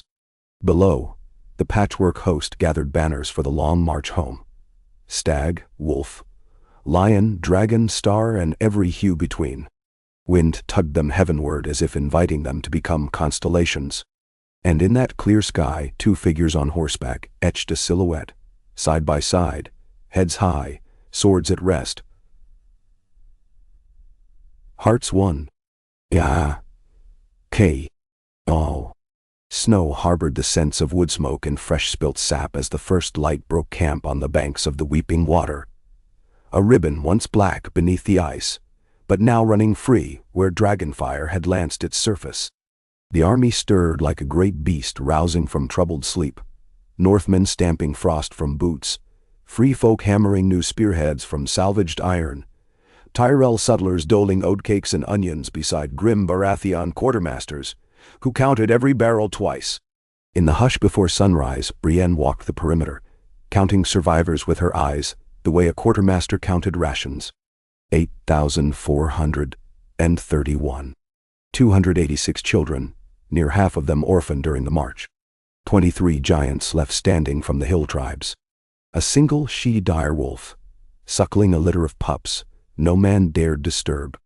The tally rode behind her eyes like small ghosts. At the slope's crest, she found Jaime watching the eastern sky, one hand resting on the pommel of a sword he had yet to name.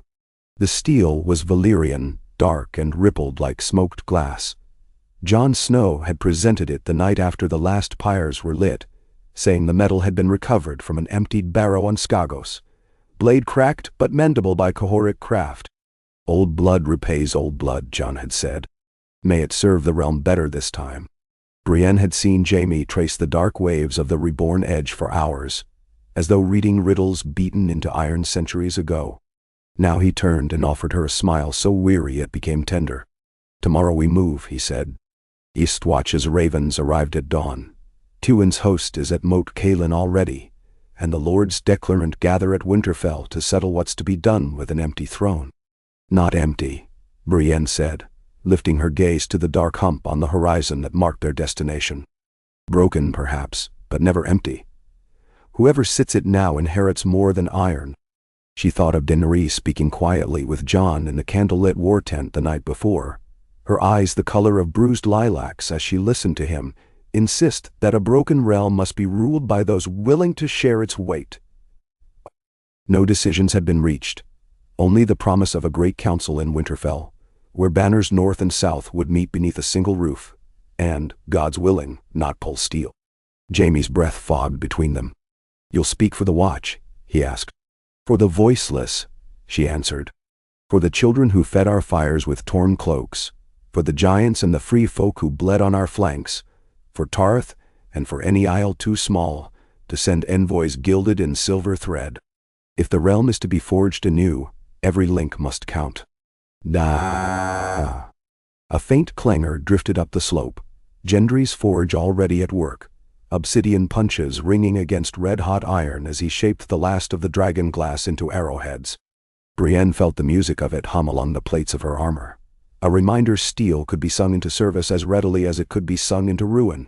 She and Jaime walked down together, passing Jon Snow delivering quiet orders to the Black Cloaks, who would remain as rear guard. At his side stalked Ghost, crimson muzzle finally clean of battlefield gore. The King in Black. Some men called Jon now, though he still refused crown or title. Brienne bowed her head in greeting. Jaime raised 2 fingers in casual salute. Jon's reserve melted a breath. "Ride careful," he told them. "The march south is clear for the moment, but shadows linger where the dead once walked." "They linger everywhere," Brienne said, thinking of sunset glimpses when she swore she saw one pacing beyond the tree line, calm as a watchful sentinel. "We'll keep watch." The column snaked south beneath a sky scraped pale by wind. They crossed the last river on a span of ice cunningly repaired with cedar planks. Giants waded knee-deep to brace the sides, while children scampered across their shoulders, shrieking laughter fresh as spring. Brienne rode rear guard with a cadre of watch archers and 3 Tyrell outriders, whose green cloaks made bright banners against the white. Jaime rode beside her, teaching the Tyrell lads a trick Arthur Dane had once shown him: how to flick a practice lance against a target post so the butt whipped past and struck twice in the same heartbeat. The boys whooped, attempting the move until their arms shook. On the 3rd night the aurora unfurled again, curtains of rose and emerald rippling above the plain like silk banners in an unseen wind. The camp fell to hush as every face tilted skyward. Brienne felt Jaime's fingers find hers through their gloves, and neither spoke until the lights faded. At the edge of camp Melisandre stood alone, fire reflecting in her ruby. When the last ribbon died she turned away, her expression unreadable as ever. Rumor claimed she spoke now of a flicker at the edge of the fire's eye, something beyond prophecy's plane. But the army had little appetite left for riddles. They reached Winterfell to find its ancient walls gleaming with frost, banners of direwolf and kraken and lion flapping above ramparts, still pocked from Ramsay Bolton's siege. Within the bailey Daenerys awaited on foot, no dragons in sight. She had flown them to shadowy Ares beyond the Wolfswood, lest their presence undo what fragile trust the council might muster. Beside her stood Tyrion wrapping a cloak tighter round his shoulders, Theon Greyjoy leaning on a blackwood cane, and Sansa Stark in a mantle of white wolf fur so like her mother's it stopped Brienne's breath. "Brienne?" Sansa stepped forward first. "My lady," she said, then corrected herself, voice steady but warm. "Sir Brienne, you kept your oath again." Her smile was thin but real. "Winterfell is grateful." Brienne knelt, not to pledge, for that vow had never lapsed, but to acknowledge a moment where service found fruition. Sansa's hand touched her hair for an instant. When Brienne rose, she glimpsed tears unshed in the young woman's eyes. The great hall had been broadened with timber scaffolds to seat 200, yet still men propped along the aisles, muttering like storm-bound gulls. In the rush-strewn nave Brienne counted each faction: riverlords in mud-brown cloaks, Vale knights polished bright as starlight, Dornish envoys draped in saffron silks that looked comically thin for the chill, Baratheon men bearing banners stitched newly to show a stag crowned by flames that licked but did not consume. At the dais sat an empty high seat carved of cedar, a compromise. The iron throne too distant, Aerys's memory too fresh. Above it hung the direwolf of Stark, lone sentinel. When Daenerys mounted the platform conversations scraped to silence. She wore plain boiled leather, no jewels save a single obsidian dagger at her hip. "My lords, my ladies," she began, voice carrying the desert's faint rasp, "I claim no realm but the one that breathes. If you would see it thrive, we must breathe together." Nah. Arguments erupted as though she'd cracked a kettle of ravens. The Dornishmen shouting for a queen unbowed, the Riverlords for the son of Robert, the Reach for a council in perpetuity ruled by vote. Tywin's voice cut across them all, calm as a drum. "The realm stands at the lip of a grave it has only just climbed from. We need hands, not scepters, to haul it farther." Let us choose 5 regents, one from each kingdom that answered the dawn, and seat them until a child born after this war comes of age in a land not starved by fear. Then silence followed, then a surge of low chatter as possibilities whirled. It was Tyrion who proposed names. Davos Seaworth for the Stormlands, Sansa Stark for the North. Prince Quentyn Martell, newly arrived, for Dorne. Lady Olenna's grandniece Leona Tyrell, sharp-tongued as the Queen of Thorns herself, for the Reach. And, after a breath where every gaze slid toward Brienne, Sir Jaime Lannister for the Westerlands. A Kingslayer may guard the realm better than any other, Tyrion said. He knows too well what folly a throne can breed. Brienne felt Jaime's surprise before he spoke. When he rose, the hall bristled. I accept, on one condition, he said, that Sir Brienne of Tarth serve beside me, not as token but as voice of those without lordship. He met Tywin's gaze across the crowd. The old lion's brows lifted a hair's breadth, but he inclined his head. It took 3 more days of wrangling to hammer the Regency Pact in ink and beeswax, but when the last lordling pressed his signet into the parchment, a gull cried from the broken maester's rookery, as though heralding some private omen. Brienne signed last, her quill trembling when she wrote Brienne of Tarth. No titles. The parchment crackled like kindling as seals cooled. Night brought snow, soft as moth wings. Brienne slipped from the hall to the godswood, drawn by memories of another winter night, when she stood watch above a captured Sansa, blade naked beneath weirwood limbs. The pool mirrored moonlight in ribs of ice, crimson leaves moved without breeze. She knelt, laid Oathkeeper across her thighs, and closed her eyes. She did not pray for victory, not this time.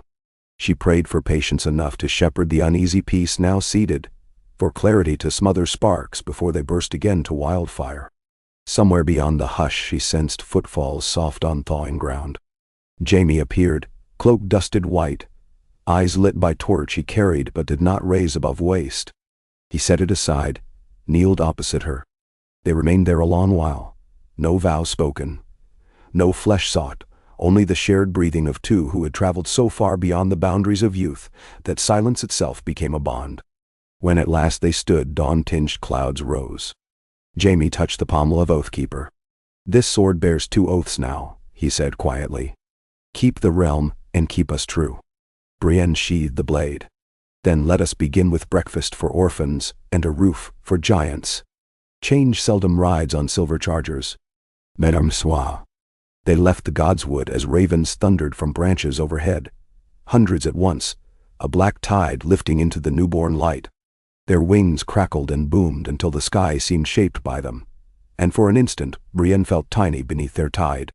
Yet when she glanced sideways at the man beside her, and at the horizon gleaming peach and lavender beyond Winterfell's walls, she knew the day ahead would not be ruled by fear. They had weathered the winter's heart. Now they must harvest whatever meager spring remained. Word spread swiftly through the courtyard. The Regency would ride south at first thaw, each regent to his or her kingdom, to oversee larders, levees, and roads.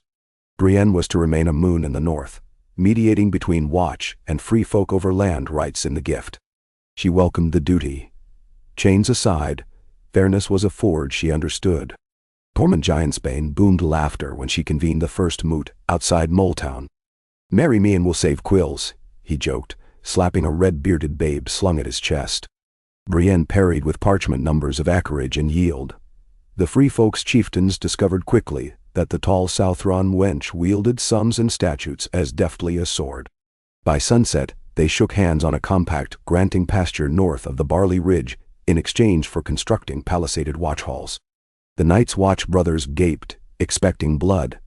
Instead they received mead and roasted goat that tasted of olive smoke.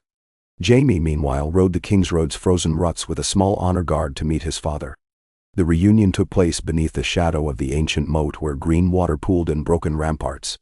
Witnesses later spoke of stern words traded, Tywin questioning the wisdom of chafing Dornish temper with a council seat, Jaime insisting that unbroken circles left no doors for strangers. When they parted, the elder lion clasped his son's forearm in grudging pride. He ceded 2 legions and half the rock's treasury to the regency coffers, remarking dryly that no yield was too costly if it kept winter from his mines. Besides, he said, voice a rumble across the mossy stones, my legacy already sits in that council. Jaime returned to Winterfell in time to join Brienne at the bedside of Willa Manderly, the fat lord's granddaughter, struck by lung fever. They sat through the night, while Maester Wolkan brewed pepper broth, and Sansa sang an old lullaby through tears. At dawn the girl's breathing eased. Sansa nestled her head against Brienne's shoulder, whispering, "You keep promises, sir." Brienne thought of Renly's Rainbow Guard, of Catelyn's desperate pleas at River Run, of every battle she survived, because a child somewhere deserved better than fear. She kissed Sansa's hair and believed, for the first time without reservation, that promise-keeping might outlast brute strength. Spring crept unheard into the realm. At King's Landing merchants reopened shutters, gilded clappers rang in the Sept of Baelor, and children chased cats along alleys where green fire once bubbled. Brienne and Jaime arrived 2 months later at the head of a column bearing grain wagons and a single surviving giant. The small folk gawked as Wunban knelt to let orphans slide down his arms like sailors off rigging. On the red keeps, Terrace Cersei watched, lips thin, but said nothing when Jaime kissed her brow. She granted them the Tower of the Hand as council chambers, laughing low at the irony. Tyrion took to that tower like a crab to tide pools, papers already strewn across a long pine table. Council work proved nothing like the charges sung in mead halls. The regents measured grain and levy, soothed miners striking for better coin, negotiated between faith militant and red priests over conflicting feast days. Brienne mediated each with even hand. Her presence disarmed zealots who could not decide whether to revere or revile the woman who slew both a king and the Night King's lieutenant. When assassins hired by Pentoshi slavers tried to silence abolition edicts, it was her blade that caught their poison darts. When Dornish envoys bristled at tariffs on citrus, her calm reasoning brokered lower duties in exchange for naval patrols along the pirate's thumb. By candle's end each night she collapsed to straw-stuffed mattress in the tower's solar, muscles aching more than on campaign. Yet the greatest trial came not in council, but in the letter cryptographers intercepted from Essos. News that the Iron Bank, displeased by suspended interest on years of war debt, threatened to fund any claimant willing to march against the new regency. Daenerys argued to sail at once, dragons as deterrent. Tywin urged repaying coin by taxing already starved cities. Davos suggested trade accords. Brienne listened, then proposed something none expected: open the vaults beneath the destroyed Sept, where wildfire had revealed seams of silver older than Aegon's Landing. The faith would consent if the regency funded reconstruction of orphan halls and sparing of Septon tithes. Tyrion's brow lifted. He called it robbing ghosts to placate the living. The motion carried. That night Brienne found Jaime atop the rampart where starlight made black rivers of his hair. He turned, holding a slender parchment. "Raven from Tarth," he said. "Your father is failing. Fever, the maester writes. Grief." Struck like dull mace. She had not seen Selwyn in years, though letters flowed steady. Jaime clasped her elbows. "You ride at dawn. I'll marshal 2 guards and a healer. Kingsguard duties can spare you. Regent duties," she corrected. "Then, they will spare me too." His voice softened. "I vowed to keep your melody." He pressed the paper between her palms. They sailed within a week. Brienne, Jaime, Maester Wolkan, and 3 guards, respectful enough to pretend not to hear when at night the Lady of Tarth wept into the Kingslayer's cloak. Even Star cut south, nets trailing to feed crew.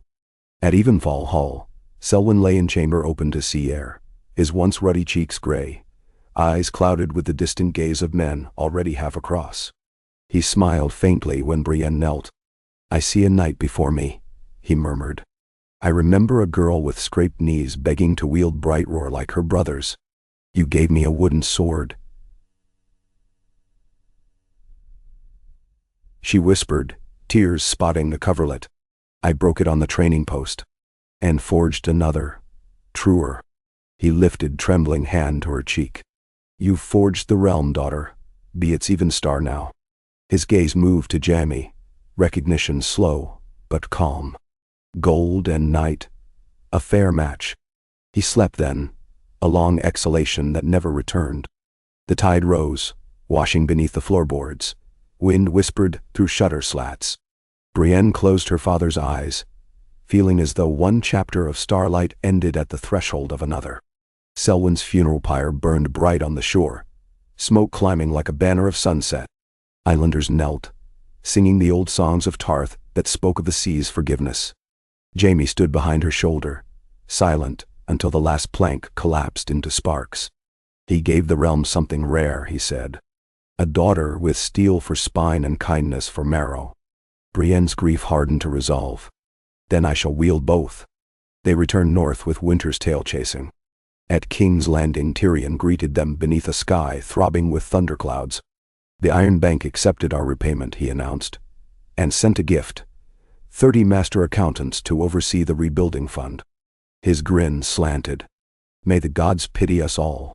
In the months that followed, roads stitched broken provinces, taxes balanced just enough to keep bakers from revolt, and the small council, once an echo chamber of whispers, began to sound like a chorus where discordant notes clarified the harmony. Brienne chaired sessions twice each week, gavel a simple oak mallet carved by a wildling woodsmith. She kept it beside Oathkeeper, a reminder that sometimes blunt wood could resolve what sharp steel began. On a cool autumn's eve, years turned since Hardhome, bells pealed across the city, not in alarm but celebration. Sansa Stark arrived escorted by Jon, whose black cloak now bore a silver direwolf clasp. In the throne room, stripped of iron spikes and repurposed as assembly hall, the regents watched her climb dais steps and kneel before Daenerys. A hush vibrated like harp string. Daenerys drew a slender blade and tapped Sansa's shoulders. "Lady of Winterfell," she proclaimed, "Wardness of the North, sworn friend to dragons and wolves alike." Cheers thundered. As confetti of dried rose petals swirled, Jamie slipped hand into Brienne's. "Do you hear that?" he asked. She cocked head. The bells, the cheers, distant gulls, children's laughter in the plaza. "I hear the realm breathing," she said. "That's your melody." He pressed her knuckles to his lips. "Ours." Night fell soft. Torches flared along the river, reflecting like new constellations. Brienne stood on the palace balcony, thinking of the long road from Harrenhal tilts to snow-scarred nightfields to this fragile hush. She thought of vows spoken beneath weirwood branches and beside dying kings, of promises kept at sword point or ink-sealed. She thought of children alive because men and women chose mercy over rage. She let the thoughts settle like petals upon still water. Behind her, Jamie set 2 goblets on the balustrade. He handed one across. "To the next dawn," he said. Brienne clinked rim to rim. "May we shape it true." They drank, and the taste was neither sweet nor bitter, but exactly what the moment required, like spring water drawn from a well newly cleared of ash. Far below, river winds carried the bells into the night, their cadence rolling over ramparts, through streets, across countryside heavy with harvest grain. And where that sound met darkness, it found not a grave still heart, but one beating steady, bright, and unafraid. The heart of a realm kept by oaths stronger than any throne of iron could ever be. "Ah, ka, Endine," wind whispered along the ramparts of the Red Keep, carrying the mingled aromas of sea salt and blossoming lemon trees from the royal gardens below. Brienne stood in twilight's last blush, her polished steel reflecting molten hues, and considered how peaceful a city looked when no horns brayed, no gates thundered, and no madmen hissed for wildfire. For a single indrawn breath, she allowed herself to believe the realm might hold this fragile stillness forever. Cries of gulls and distant laughter drifted upward. Candle lanterns kindled in bay windows along the street of silk, glimmering like fallen stars across slate roofs, and barges pushed through the black water's evening glaze trailing flickers of green and gold. Far beyond the walls, summer rolled in on salt winds, coaxing fruit along the King's Road, Every raven Brienne received from Tarth spoke of fat harvests, of flocks birthing twins, of fisherfolk hailing each other with hearts unburdened for the first time in a generation. That uplifted her, though nothing lifted her so surely as the scratch of steel behind her. Jaime emerged from the stair tower in dusk-washed mail, pausing at the crenellations to admire the city they had salvaged. He set one hip against the merlon beside her, neither of them needing to speak at once. Their silences had grown companionable, built from nights when parchment charts consumed their eyes, and the only cure was a quiet walk above the sleeping capital. "They found Tisha," he said at length, voice pitched low. "Tyrion's first wife, the one father told him was a horror to teach him a lesson. She lives in Pentos under the name Tysana Weaver, wed to a Mirish clothbroker. The bank sent confirmation with its latest dispatch. Tyrion hasn't read it yet." "Damn?" Brienne turned, studying the faint lines fatigue etched at Jaime's eyes. That truth will wound. She remembered Tyrion hunched over ledgers, scrawling jokes in margins none would read to keep his humor alive. "Will you tell him?" Jaime shook his head. "Not tonight. Perhaps after the council. Even good news can be a blade." Brienne laid a gauntleted hand on his. "He survived worse blades. Let the cut come from a brother's hand, not a stranger's parchment." Jaime's smile was wistful, but grateful. "You are my better conscience." "Merely your echo," she answered. Torches guttered on the lower bailey, signaling the supper bell. Still, they lingered. Jaime tilted his head toward the growing murmur of city life. Peace is louder than war in its own way. Mills creak. Taverns swell. Children shriek at dusk. In battle, we prayed for quiet. Now I pray this clamor never ends." "It won't," Brienne said, cheek dimpling at last streak of blood-orange sun. "But peace must be shod like a courser, else a single stone lames it." Stones, more precisely bricks, became the regent's obsession that summer. Reconstruction of Flea Bottom stalled again when two rival guilds fought over contracts, the dispute turning bloody enough to litter the muddy way with cracked heads and broken pickets. Brienne waded into the riot wearing breastplate over council doublet. She parried a mason's hammer-swing with her gauntlet, earning a purple bruise, then hauled both foremen by the scruff before the towering sept, now half rebuilt. In open court she forced them to shake hands and publicly swear to alternate blocks of work, one guild facing east-west streets, the other north-south. It was a compromise so practical that both men laughed in relief, and passed the mallet to their apprentices without renewed grudge. 3 days later, a parchment bird arrived from Old Town. The Citadel announced a conclave to lift the long-dormant winter snow's status and recognize the dawn of a full summer cycle. Few at court valued such tidy pronouncements, but Brienne's heart fluttered anyway. Winter truly lay behind them. Grains could fatten, rivulets run. And with the sun came fresh perils, for warm seas awoke corsairs in the stepstones and traders from Volantis who smelled profit in a stabilizing Westeros. True to form, Tywin summoned council at once. "We have fed our small folk," he said, fingers steepled. "Now we must feed our coffers, lest the Tyrells think their roses purchased the realm entire." Davos wanted tariffs eased to lure Essos silver. Tyrion advocated port fees instead. Davos countered that shipmasters simply bribe harbor masters when fees rose.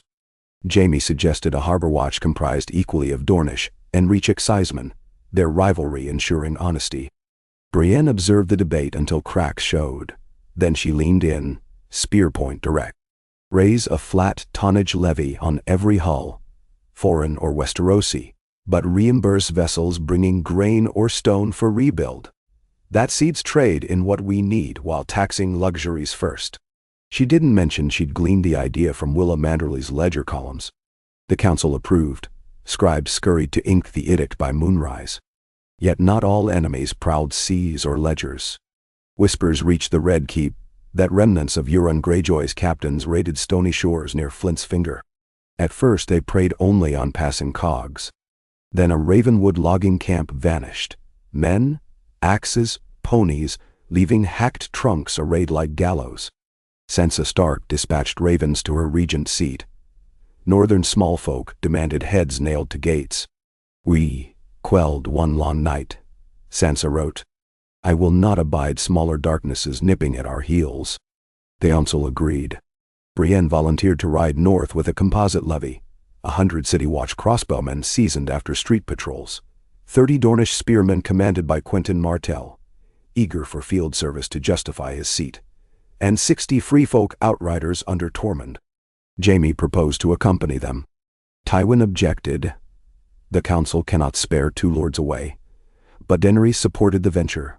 If monsters rise at the shoreline, show the realm its swords remain unsheathed. They sailed on the Evenstar again. Holds packed with grain gifts for villages along the neck. By autumn equinox the fleet dropped anchor at White Harbor. Wyman and Willa recovered, walking gingerly, hosted them with salt cod soup, thicker than paste. Brienne took Jaime's hand under the trestle when Willa toasted to "the giants who guard us from giants yet." That night, they camped under scarlet leaves of the wolfswood, road dust swirling like the coppery hairs, now streaking Brienne's braid. 10 days, 2 skirmishes with highway brigands, and a snow-crusted dawn later, they reached Deepwood Motte, where Asha Greyjoy awaited in surcoat, emblazoned with a black ship quartered against a wolf banner. She guided them along seal-stinking inlets to the ravaged logging camp. Grey fog lay heavy. Ravens swarmed the stumps. Brienne knelt, gloved fingers brushing splinters slick with brine. "Axes, but not for wood," she muttered. They severed limbs first, trunks after. Tracks led toward shore. Jaime's scouts found a shallow burial pit half filled with stones, bodies weighted then abandoned when frost stiffened the ground. Quentyn Martell gagged at the sight. Dornish heat bred little acquaintance with rotting cold. Brienne forced herself to count the dead, whispering the numbers like a prayer. 21 men.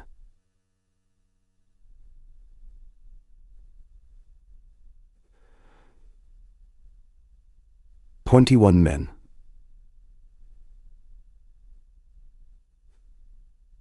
6 women. 4 children. Asha spat. Dark. Ironborn scum, perhaps, but not mine. Oakfist's banners. They fled pike after that creature Euron drowned. Brienne rose, wiping glove on cloak. "We pursue." Jaime touched her elbow. "These murders demand witness, yes. But the north is vast. They will strike again." Her voice cracked, an echo of the girl who once watched Renly's shadow die. "We cannot allow a new harvest of ghosts." Tormund's outriders picked up a track of heavy boots through seaside gorse. For 2 days the host wound between cliffs and crashing surf, until they smelled smoke, pine pitch, and flesh. They crested a dune at dusk to see a fishing hamlet ablaze, reavers in rusted mail dragging shrieking villagers toward a black ship run aground on rocks. Brienne did not wait for order. She signaled the free folk vanguard. They streamed down slope in howl of ululating war cries. Crossbows sang, bolts thudding into iron-borne shields, some punching through rib gaps. Dornish spears formed wedge, Quentyn, at tip more bold than skillful. Brienne plunged, Oathkeeper raised. Her blade met a reaver's axe, sparks flaring, then parted mail and breastbone in a single riposte. She saw Jaime vault a barrel to strike from above, his Valyrian blade carving arcs of dusk light. Battle lasted the space of a boiling kettle. Ironborn discipline fell apart when their steersman's head flew. The rest fled toward the surf, only to find Asha's longship sliding into cove to cut them off. Within minutes shackled prisoners knelt in foam, flames of the doomed hamlet licking low tide like spiteful tongues. Brienne knelt beside a girl sobbing over her grandmother's body. "What is your name?" she asked. "Garthia," the child whispered.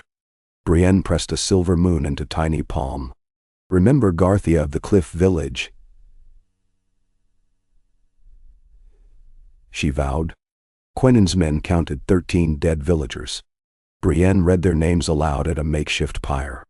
Ashen embers rose into night, scattering across starlit water. Jaime watched her, candlelight in hazel eyes. After prayers he drew her aside, voice gentle as worn leather. You carry every death you witness. Let me shoulder a share. She touched his scarred cheek. You carry me already. When dawn spilled copper over the sea, Asha executed the Ironborn captain upon a rock slick with algae, then scuttled their ship. Survivors were marched to Deepwood to labor rebuilding what they burned. The northern clans sent thanks sealed in wax shaped like pine cones. Sansa's raven arrived praising swift justice and inviting them to Winterfell for harvest feast. They rode south along crisp roads lined with pumpkins and scarecrows. In Winterfell's Godswood, Brienne knelt again under red leaves, while Jaime spoke quiet with Jon, who prepared watch rangers for a new ranging beyond Shadow Tower. Rumors of ice spiders stirring. As harvest feast unfurled, tables laden with honeyed ham, blackberry tarts, and dream wine from Dorne, Brienne shared bench with Sansa, listening to Wyman's bawdy jokes while Jaime debated spear tactics with Tormund, each trading digs about milk drinker southerner and flea-bitten goat kissers. Later the hall emptied to music. Brienne stepped outside, skirt of her deep blue tunic brushing frosted grass. Jaime followed, moonlight silvering his armor. He took her hand, breath misting between them. We have watched a kingdom breathe, he said. Will we ever breathe for ourselves? She studied his face, warrior lines softening into tenderness not even dawn could bleach. I breathe each dawn we share ramparts, she whispered. His lips found hers, bitter with autumn chill yet warming swiftly. When they parted, he pressed a velvet pouch into her palm. Inside lay a ring of interwoven gold and steel, the braids shaping 7 tiny stars. Will you guard my vow as fiercely as any realm? He asked, voice just a rasp of hope. Brienne felt tears pool hot, freezing on lashes. Yes, he breathed. They wed in the small sept on the King's Road. Journey home slowed to let simple folk witness 2 knights forging union without pageant's pomp. Tyrion stood witness, quipping he had never toasted a match that scared him more. Daenerys sent a carved lapis dragon clutching twin swords. Cersei wrote a curt note. Let love be your shield. War rarely suffices, then surprised Brienne months later with a chest of Myrish quilt work for her first child. For winter did pass into spring and spring bore fruit. Brienne's child came into the world with hair like pale corn and lungs fit to fill a hall. They named him Selwyn Jaime Lannister Tarth. Tarth for courage shining, Lannister for a lion's heart tempered by humility. Old townsfolk whispered, it was a sign that lions and stars could share a sky. Parenthood did not slow their duties. Brienne attended council nursing babe on one arm while drafting grain levy charts with other.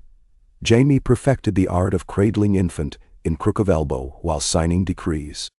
The realm's tongues wagged, yet each wag carried admiration. If a kingslayer and a kingslayer might nurture peace, perhaps any foe could find common flesh. Years unfurled on steady loom. Bran Stark returned south in stranger skin, visions thick in his blind eyes. He spoke to Daenerys of webs unspun, of dragons needing layers of stone, not fear. Under his guidance, the council commissioned a new dragon pit, beyond Blackwater Rush. Open to wind, shaped of limestone cunningly fused with dragon flame to keep beasts from searing the city they guarded. Rhaegal and Viserion nested first, their scales scintillant. Drogon ranged far, but returned each solstice, soaring over fields, so farmers might recall what threat peace kept at bay. On Brienne's 30th name day, she stood atop the citadel balcony again, this time holding Selwyn by the waist, so he could see gulls wheel above the harbor. Jaime wrapped arms about them, and she leaned back into him, eyes half closed against the gold of sunset. Bells tolled below, 7 slow peals for prayer, 6 quick for market's closing. Selwyn squealed, pointing at sails crowding the mouth of the bay. Brienne followed his gesture and saw a forest of banners fluttering from half-masted poles. Kraken, rose, sun and spear, trout, falcon. A fleet returning from Old Town, where the conclave had anointed summer official. Jaime's breath stirred her hair. Tomorrow the regency ends, he murmured. Our seat of council becomes tree. Then we prune it, Brienne said, smiling. So fruit may grow. She kissed their son's brow, and felt his small heart thrum like a hummingbird beneath her palm.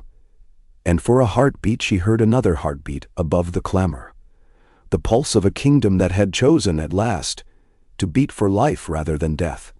In the years that followed, Brienne rode less often to war and more to law. She drafted codes for inheritance, ensuring daughters could claim keeps when brothers fell, citing Tarth precedent. She built lodges along the King's Road where freedmen might rest without coin. She established tourneys where small folk could compete for silver spurs. Her champion each year was a farmhand wielding homenade pike, and she knighted him before a crowd dizzy with wonder. Yet threats never ceased. Pirate kings from the Basilisk Isles tested reach patrols. Plague kindled in lies, and rumors rose again of slavery's claws. Daenerys itched to set sail with dragons. Tyrion counseled restraint. The regency had evolved into a ruling cabinet.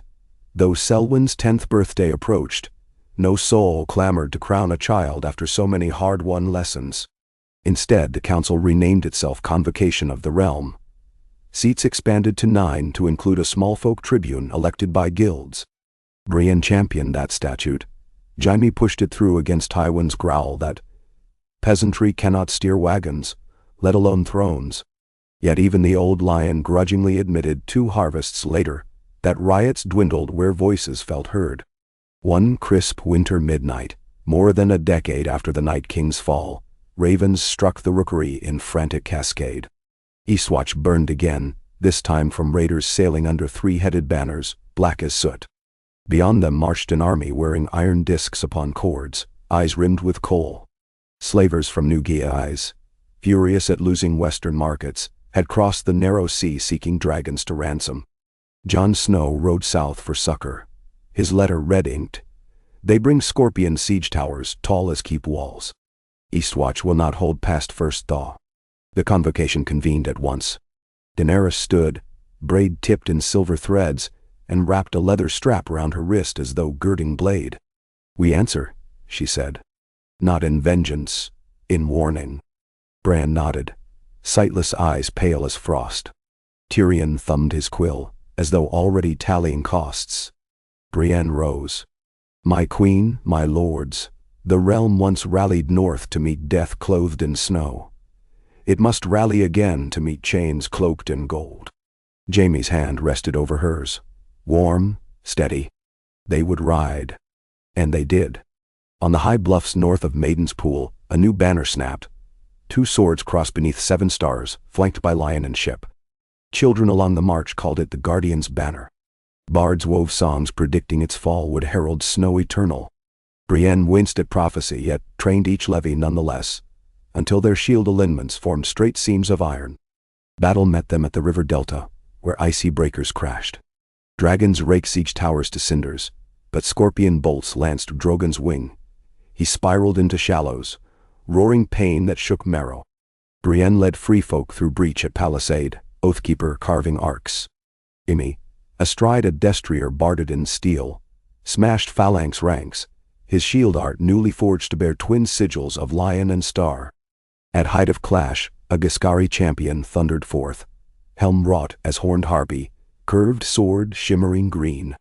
He challenged Daenerys to single combat, calling her breaker of chains yet slave to beasts.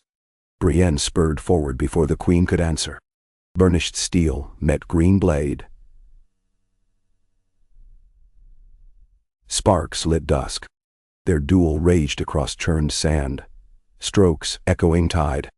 Finally Brienne feinted left, reversed, plunged Oathkeeper through bronze cuirass. The champion dropped, helm rolling to reveal a face no older than her own when she first tilted at Harrenhal. She whispered a prayer and turned, finding Jaime at her shoulder, blood streaking his brow. He grasped her arm. "Dragons still fly," he gasped. "Hold fast." She did. By dawn the slavers fled shore in shattered junks. Drogon landed, wing torn but spirits unbroken. Daenerys stroked his snout with tears of relief. The realm breathed again. Chains would not cross sea easily after such cost.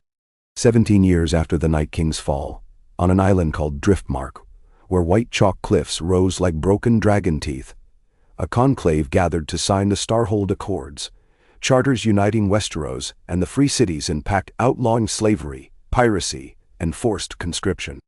Brienne sat beside Tyrion, quills scratching. Jaime stood behind, hand upon her chair like a vow. When quills ceased and scroll sealed, the assembled lords rose in unexpected unison. Dragons, wolves, lions, roses, krakens, and suns, raising swords flat-bladed to form an arch. Brienne walked beneath it, half believing she stepped into legend because others decided she belonged there. That night, on Driftmark's moonlit parapets, she and Jaime watched Selwyn sparring with Jon Snow's steward.